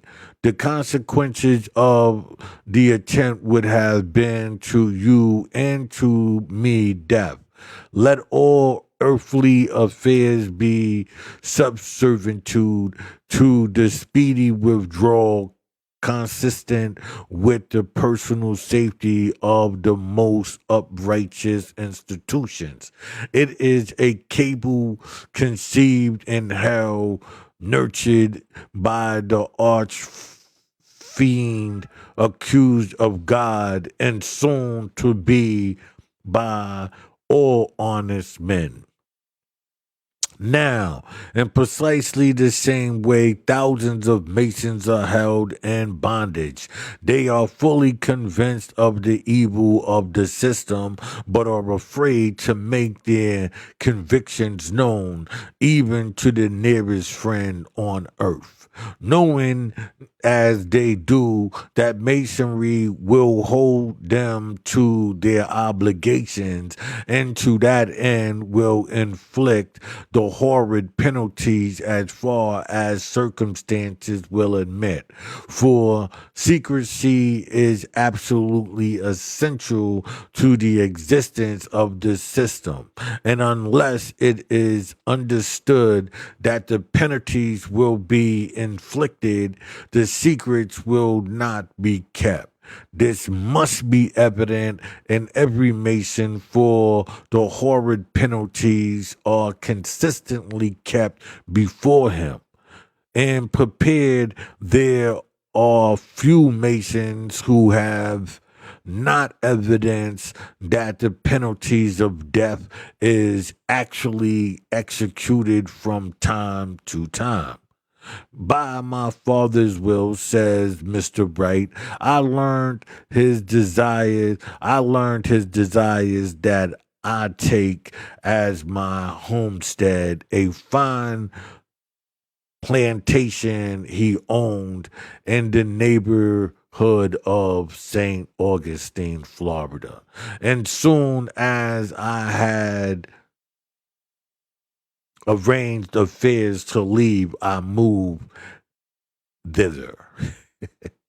Now, mark how the circle watched and holds its slaves, for have often been told that connection with such circles is profitable.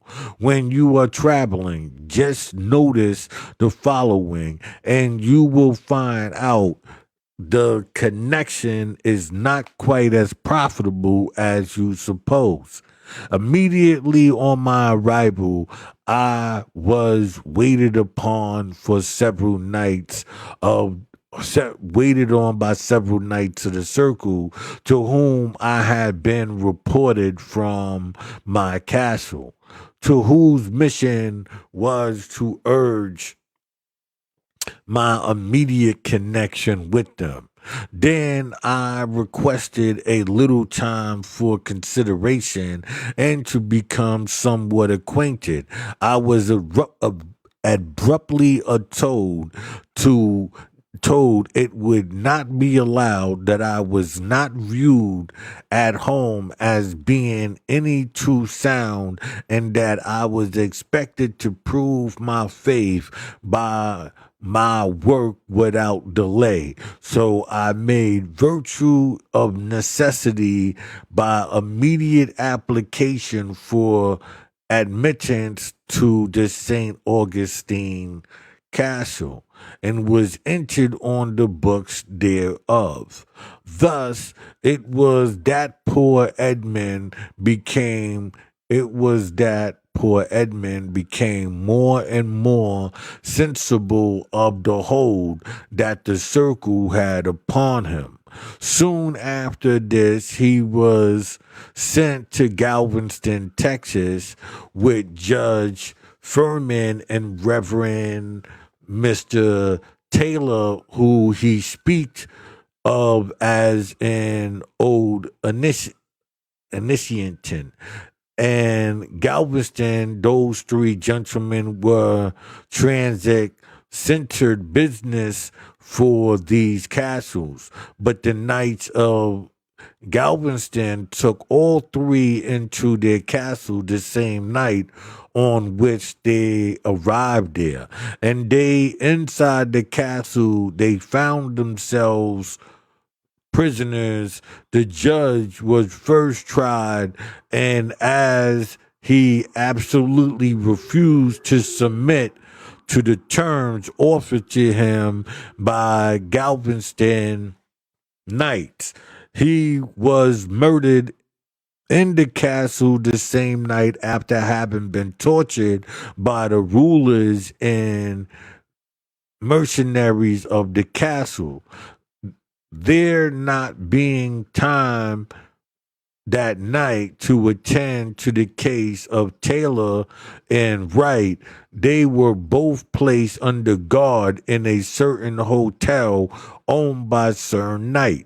Mr. Wright, being somewhat small in stature and of light build, and finding female clothing in his room, he dressed himself therewith and went out of as the daughter of the hotel keeper with a veil over his face. Just before daylight, he his narrative is long and painful, for he lost all but his life, and probably that too his has been taken by the knights long ago. As to Mr. Taylor, he says he had no fear for him, for he was a hypocrite and would comply with any terms. And this conjured proved true, for the narrator be afterwards informed us that Mr. Wright met his old friend Parson Taylor and St. Augustine in Firmness, and wrote and right in firmness of right, and the old judge being suspected. My impression is that the above method was adapted to put them where they could not tell secrets, and had not Wright escaped, he would have shared poor Furman's fate without doubt. Instead of following Wright, though, his narrative, I prefer to give the following portrait of the system as given by another succeeding night and included in Mr. Wright's narrative. An intelligent friend, having learned that this work was in course of preparation, has handed the following in a hasty writing statement of experience with the knights. Having been suffered in everything, in all attributes, to the hell-bound legion of the Knight of the Golden Circle, who accomplished the destruction of my home, and where the cause fell in accused of the murder of my wife and infant boy, a brother and a dear friend. I believe I would be held recent to manhood did I not lay bare many facts which occurred near where I lived for several years. The accuracy and damnable deed practiced upon the unwary, weak, and offensible people who stood in the path over which these fell destroyers stalked appeal my every sense.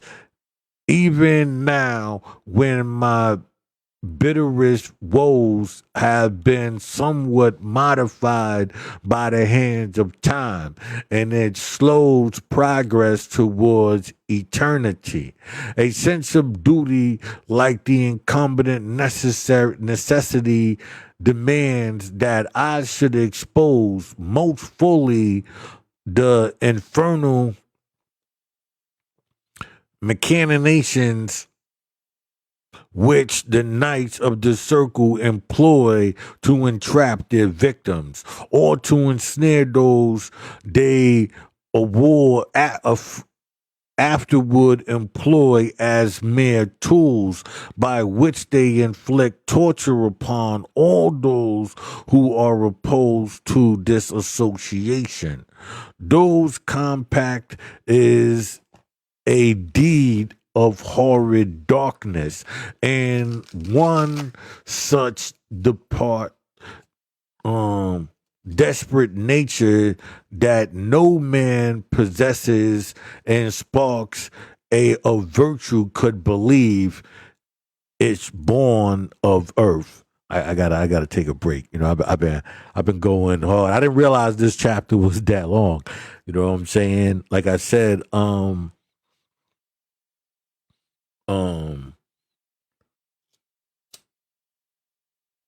I didn't I went through the understanding of the book, from outside sources, and so I said yes, this would be one that I would present. I didn't read this book. The other book, The Master's Carpet, yes, I knew that book. This, so I didn't know the length of these chapters. But that's good though. I just looked and it was like we basically just covered half the book with this chapter right here. Oh, in case you don't know, I'm Juice Wonder, and this is Old York Gritty, where we discuss everything under the sun. Right now, we are dealing with the science of Freemasonry, which is the science of social construct and how to control people through this system. Right? It's not a system that they invented. What they did was just break off. So when we think of Freemasonry, we think of a few systems that's work under one grand system, but they all working with their own hustles and angles toward at the same thing, with the hopes that they will overpower it.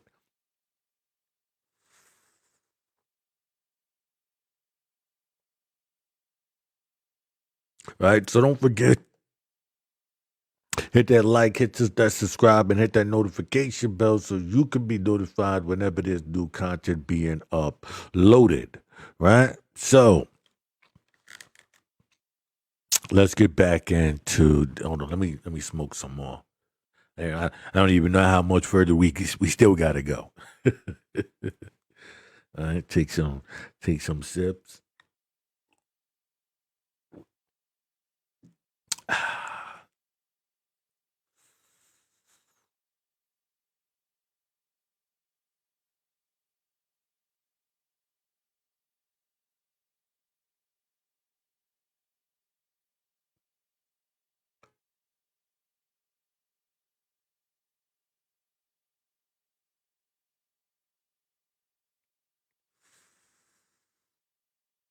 This is what I'm smoking is because I'm a grower. In case you don't know, and I'm gonna start getting into my grows as well. But this is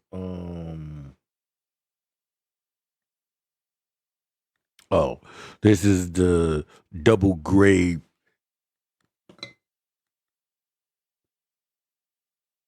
sour stomping fusion. Now these seeds I got from Mephisto, my next grow. Woo! I'm about to go in.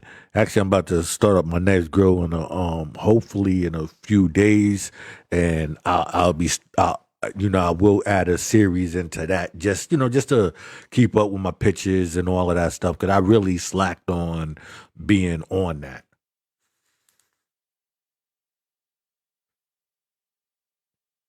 But I'm not going to be able to give a great, grow, due to my hand and whatnot. There's going to be a lot of limitations of, taking the plants out and all of that stuff, um, and how I water them. And I'm going for a large grow. I'm thinking about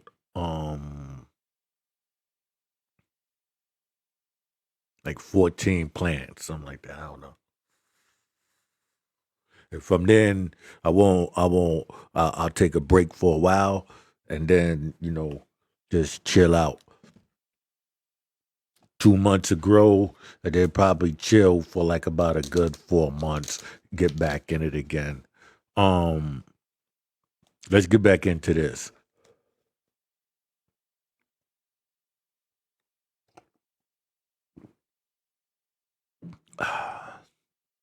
Okay.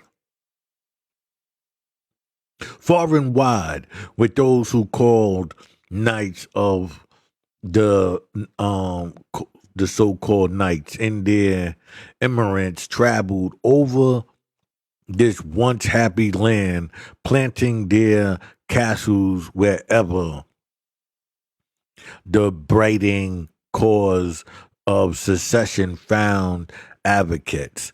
And like the serpent that charms its prey, the more readily to secure its capture, they have allured thousands of good but unwary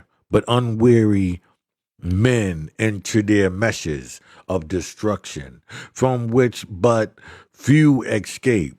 Take heed, then, men of America, and be concealed, for these fiends are all around you, gnawing at the very virtues of your liberty. You may not have seen its synthetic smile and the fear exterior that when it would destroy you seems very paradox of honesty. You good and loyal reader have your lot of happier places than have thousands of your fellow Americans. For although in New York, Philadelphia, Boston, and Cincinnati, and even in such cities as Portland, Springfield, Albany, Brooklyn, Indianapolis, Detroit. They are feeble organizations of the Knights. And wholesome public sentiment has kept them in tolerable subjection. Now, everything that is here said of the knights of the circle applies to the knights of the lodge.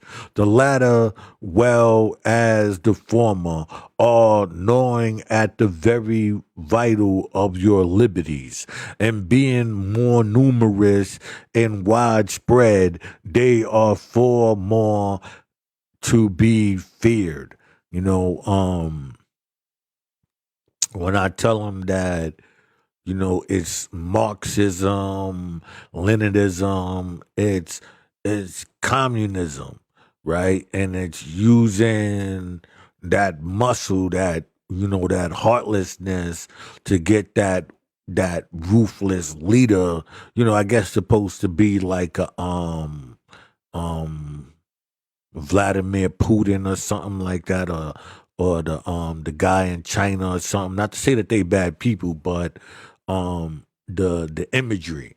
You understand what I'm saying? Like that's where you going, but reality of the system, not necessarily those on top, but how the people are living that structure. That's what you are losing. Slowly but surely, you don't see it with this system of Freemasonry, woke, and like I said, in the urban community, I'm breaking down, Nubians, Moorish science, Bloods, Crabs, all of the, and even when you look at them and you see how they break off, and you can look and tell those are those structures, and how, the fight for dominance within these communities is what it's all about. So you can look at the urban societies with the Freemasonry, and on a um on a micro level, to understand the macro level of what Freemasonry is actually working on. So everybody in there, as he's doing inside the European environments, right, of America, the Caucasians, he's breaking down those different groups and how those many different groups are still Masonic groups. Here I am, in the urban community, black, with an ethnic, whatever you want to call, melanated, communities, um, the tactics in the group set up and how you can see with just the umbrella people in folk nation and see the action, see the umbrella of Bloods and Crips, and then the lines and the cards, and you understand what is really taking place and how that is all Masonic.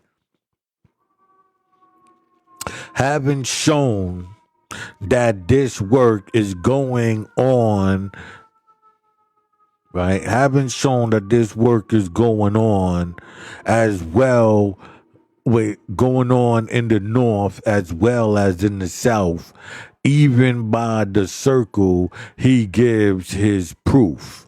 Thus, on the red field of antiism, there was an offer of exalted rank in the Southern Army, whose hair of silvery gray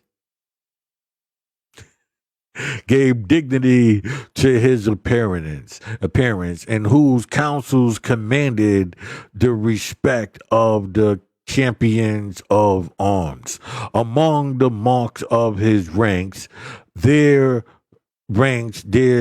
sparked a strange jewel, a golden serpent coil in a circle of crescent with jet black emerald. The eyes of the serpent were formed of beautiful diamonds that fired the sparkles with every movement of the weary.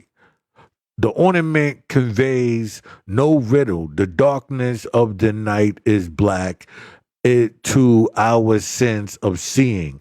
So was the crest of the serpent. The coil was the golden circle. What more simple? The night of the golden circle.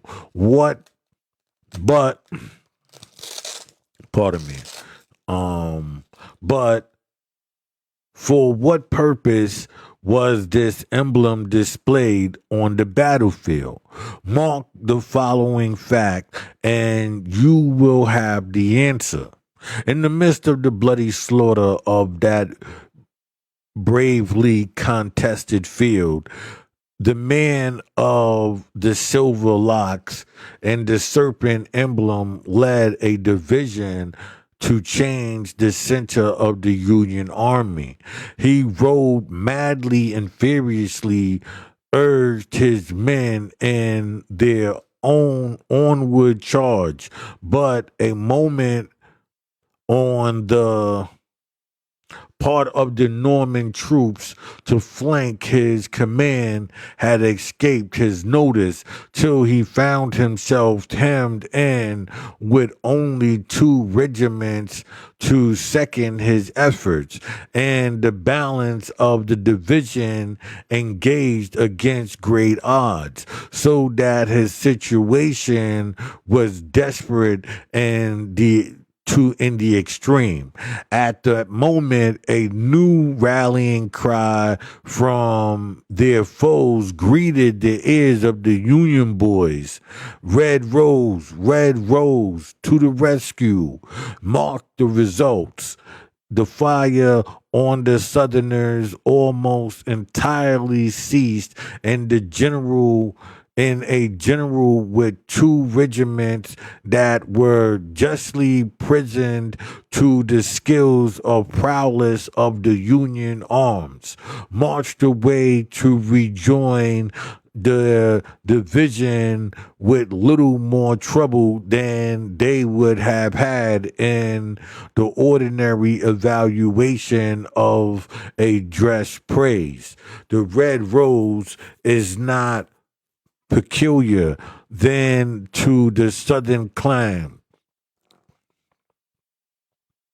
The bloomed also to the north and was represented in both armies at Antietam. Now, all the Masons exactly. All this is masonry exactly. I will fly to the rescue. I will impose the cause of the champion loyal royal arch mason when in any difficulty so far as to extract him from the same, whether he be right or wrong. Such is the Masonic oath, and it is enforced by most horrid death penalties. What more than this was done in the above instance, that more could be done. In the Union Army there was a regiment known as the 190 Illinois. Where where is it? And what is its record? It was raised in the glorious, loyal, and truly patriotic state, nominally in response to the call of our government for men to fight the battle of the Union. Now ye who doubt the power, influence, intentions, and demand purpose on the legion of the circle, mark the results. Every man of that regiment from its colonel to its extreme tatted end of the hangered on to, I guess it's hanger ons, was connected with lodges, temples, or hives of the knights. And after betraying into the hands of our foes full details of all our plans, and assisting them to rob us of large amounts of property, they went over every man's body, soul, and breeches to the army of the secessionists, who conveys in translated cipher. Wait, who conveys in translated cipher or cunning devised hypergraphs information in our southern to our southern foe of all our plans and movements. We cannot shut our eyes to the humiliating fact that they receive such information daily. Now, we know about the ciphers and, these ways of communicating with one another while you not knowing. What people do not realize about these ciphers is that inside, while it's conveying a message here, it's shifting society here. So imagine you write in a speech, and in that speech you are saying certain things. Now you use the people around you, right, and breaking that speech down into smaller meanings, right? So these smaller meanings, you're only hearing the context of the speech, which is giving messages to your brain, right? They're using that context in communication, which they are unaware of the whole ordeal themselves, right? I'll put a link in the description about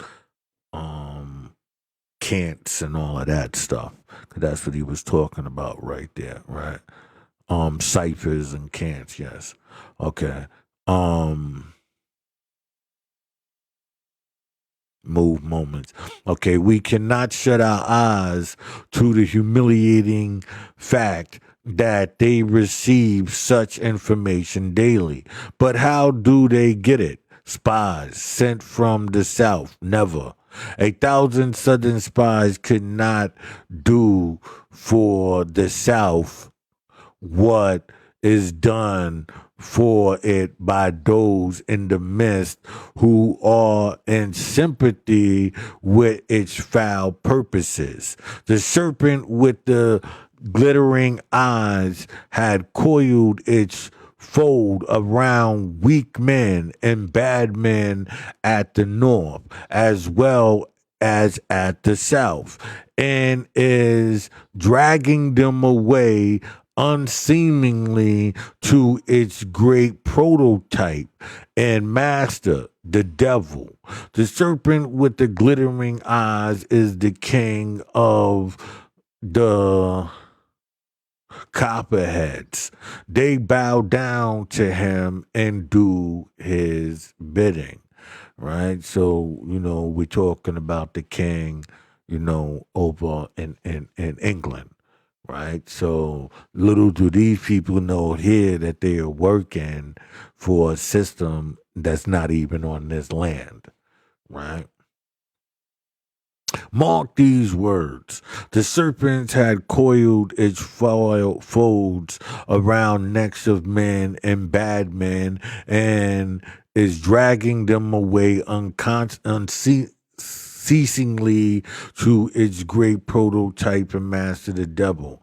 The graphic statement applies to Masons both truthfully and forcibly. The serpent is a favorite emblem in masonry as well as in the circle, and each alike the devil is prototype and master, nor are the masters ashamed to exhibit their hateful emblem to the public.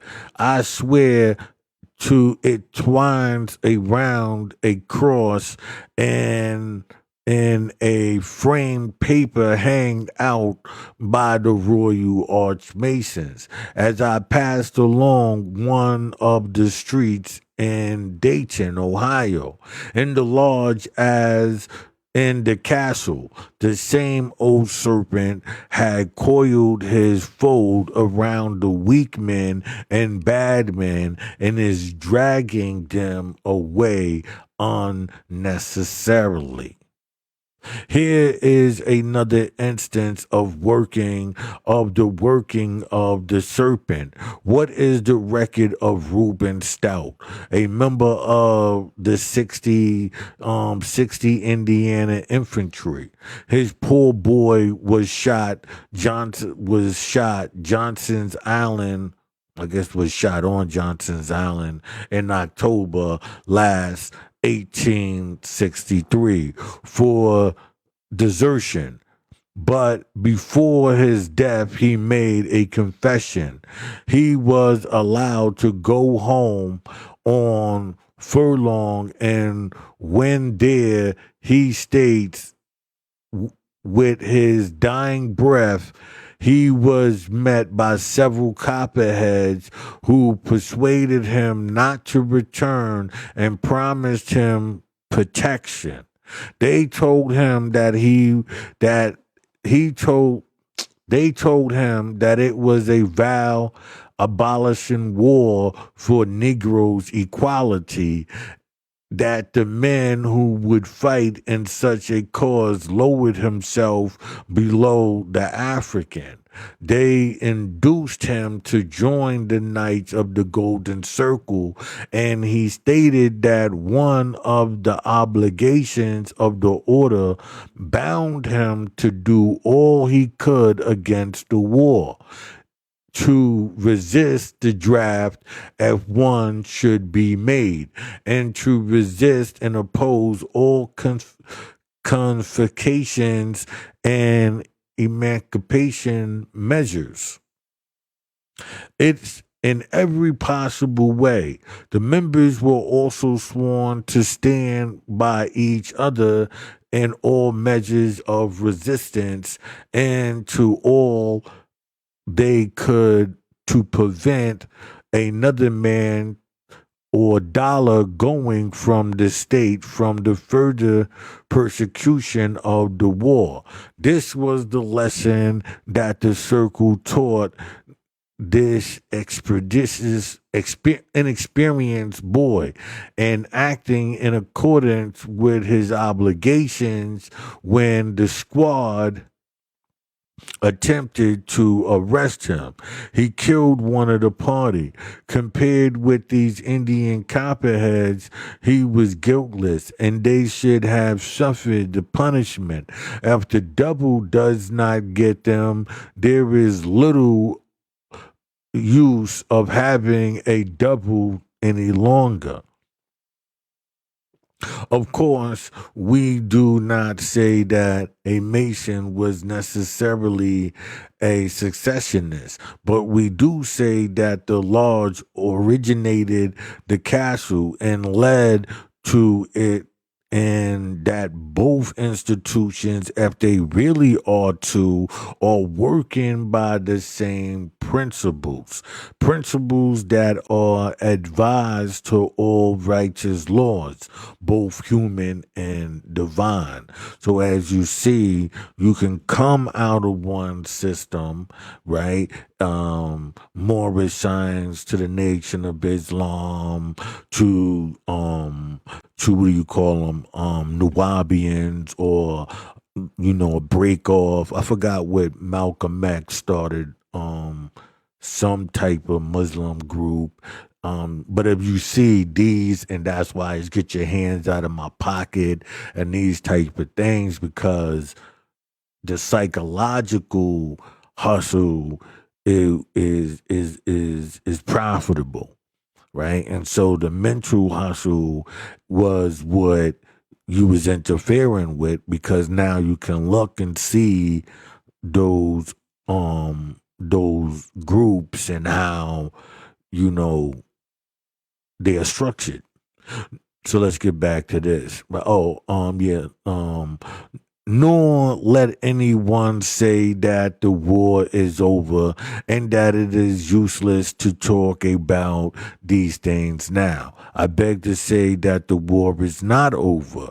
The same principles are still in the lodge and in the castles and are still warring with the principles of right, and both the principles and the men who hold them are still working in the dark under various names and pretenses, and may lead to results of disastrous as the late war, and that at no very distant day, nor is there any rational remedy or preventive,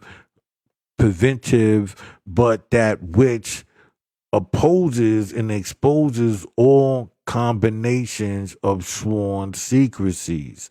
There is no safety in a country that is overturned with combinations of men who work in the dark, the different groups of men, but they all working in the same order, right? Are sworn to defend men and measures defiant of all government and laws outside their circle.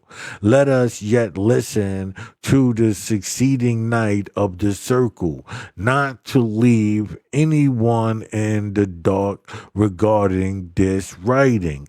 I will state that I have been for years a member of the Order of Knights. I knew the organization in its infancy when the secession of the southern states was only hinted at in a whisper among chosen few, when not more than 60 men of the whole land knew there was such a purpose in the mind of anybody, and when all the cotton states but one such an idea would have been scouted at as the rankest treasons. It is no freak of these latter days, and it is older than South Carolina nullification, for that was and stillborn offspring of the Episcopal conception. Since that time, it has daily grown in strength and stature, spreading its branches far and wide until it has made its power felt in nearly every state in America. It is a powerful order, and the danger lies in the fact that its power is vastly underrated by the uninitiated, right? By those who are not even aware, right? They don't understand. I must call the reader's attention to the fact that what is here said of the origin, progress, and inquisitives and iniquities, I'm sorry if I'm saying that right, working of the circle applies to masonry exactly. It grew, spread, planned, and carried its iniquities purposes into effect simply because the whole was sworn secret. I do not hesitate to say that it was and is imposed to destroy the union by open measures. Hence, if it ever shall be destroyed, it will be by secret combinations, whether you call them masonry circles or Ku Klux, as is a matter of importance.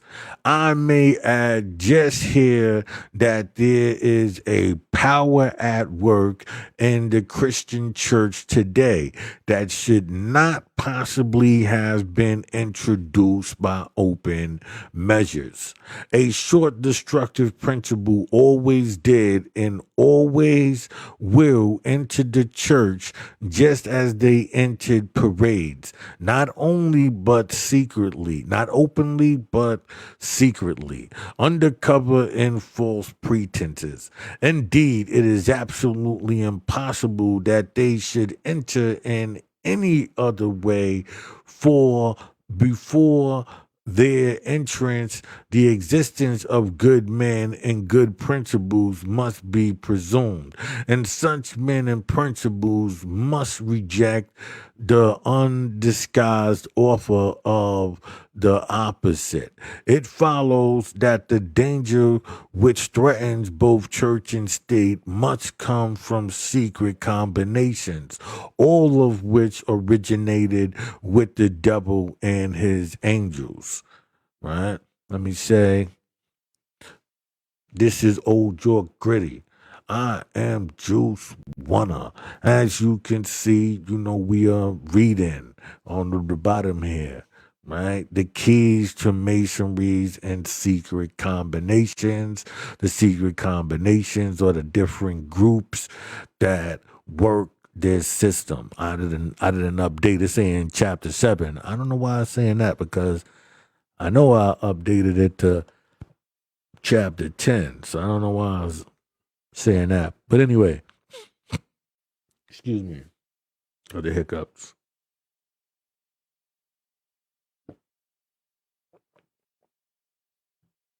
So, this is my book, Street Skells, Knock 'em Out the Box.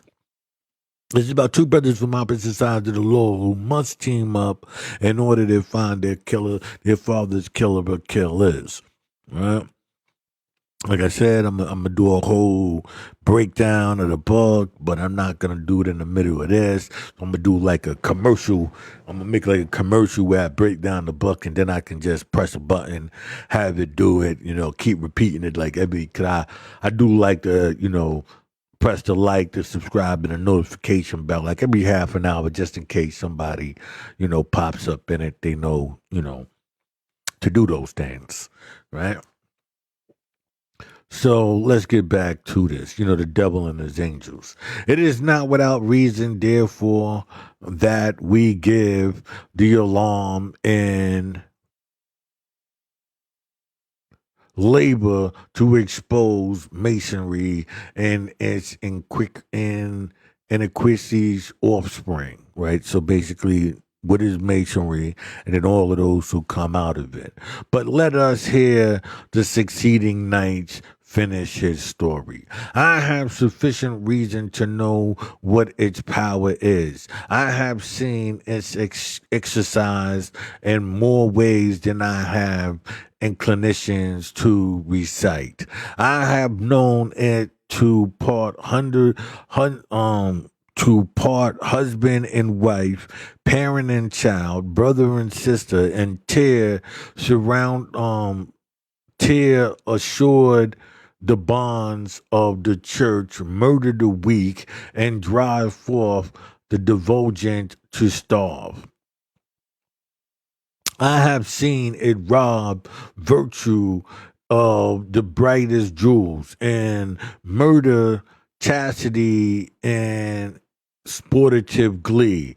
The blood of the victims would flow in agony, argosy, and altogether the history of the crime forms a record of damning that I would discuss and appel 1,000 generations of Negroes and Bulgarians.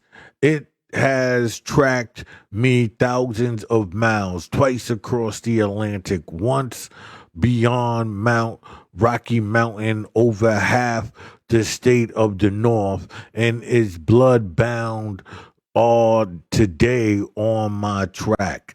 I have no doubt less than a week ago I recognized a particular sign made by a gentleman in the streets of the city where I am now writing. I answered it instinctively without thought. He came close to me and spoke as follows.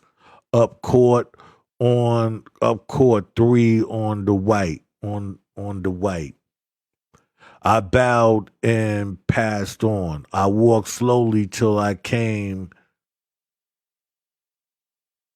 to a corner of a square, and then I didn't walk slowly. I made all haste to all boarding houses and changed my clothes, completely disguising myself in clothing I had procured for the purpose against a time of need. My inf- my my informant had told me in the above apparently senseless message that there was to be an immediate meeting in the court hive for the reason that there was a southern trader among us. Too well, too well I knew who the traitor was and what the action of the meeting would be. Could they catch him? My life would not be worth praying for. But they were not shrewd in the selection of messenger to carry the summons. And so I have again escaped. Oh my God, how long shall such things prosper in a free country? Mark, while honest men were busily engaged throughout the city in their various callings, the hive was in dark conclave planning murder and treason. Mark again, I have known it to part husband and wife, brother and sister, parent and child, and tear unsert the bonds of the church. All this too is masonry, exactly. To weaken opposition, it will seek to divide choicest and nearest friends by circulating slanderous reports. Its ruthlessness serves both the matrimonial and church bounds. Indeed, it openly boasts that it is disintegrating the church. And so it is. The case is one who is enslaved and fettered in such oath-bound circles is forcibly described by Sir Walter Scott in the following extract from his poetical work, Volume 9, Boston Edition, 1857, page 80. It is in the form of a conversation between George and Henry thus. George, who desires any part of our mystery must himself become one of our members. Henry, how so? George, if he does not content, his secrecy will be speedily ensured by his death. Henry, well, are you not bound in secrecy to punish those offended whom the sword of justice cannot reach, or who are shielded from its strokes by the buckle of power? George, such is indeed the purpose of our fraternity, but the end is pursued through paths dark, in- intricate, and slippery with blood. Who is he that shall tread them with safety? Accused be the hour I entered the labyrinth, and doubly accused that in which thou too must lose the cheerful sunshine of a soul without a mystery. Henry, yet for ye ask, I will be a member. George, Henry, thou didst rise this morning a free man. No one could say to thee, why doesn't thou say so? Thou layest thy day to night, the various slaves that ever tugged at an oar, the slave of men whose action will appear to thee savage and incomprehensible, and whom thou must aid against the world upon peril of thy throat. There that the mason exactly he who thus describes the system had a correct knowledge of it, whoever he may have obtained however he may have obtained that knowledge. And he who after such warning enters the path slippery with blood must take the consequences unpitted. And that's the end of chapter 11. Now that was a hefty chapter right there, right? I'm wondering why it ain't got, let me see what page we up to. 235. Okay, we just read up to 235. That's more than half the book. That was a hefty chapter, people. And I hope that you got something out of that. I hope you understand the science of Freemasonry and how it snare its chance of power by you. One, it starts a war, because once you in this, if you want to break off, most likely you're gonna have a conflict, right? If you want more, you're gonna have a conflict from the inside. If you study this science, you understand you make a deal with the devil, you learn the system, and then you're gonna want to break off and separate to where you won't have conflict with another, where you can use this. It's an ill system. Like I said, you think about, the system of Bloods and Crips, and you think about the sets that you have and how those sets even broke down into others because of a person's stature and what they want to bring, whether it be the tattoo on the neck, just these different elements that you bring to the gang, right? And those things is a part of that system, that Freemasonic system.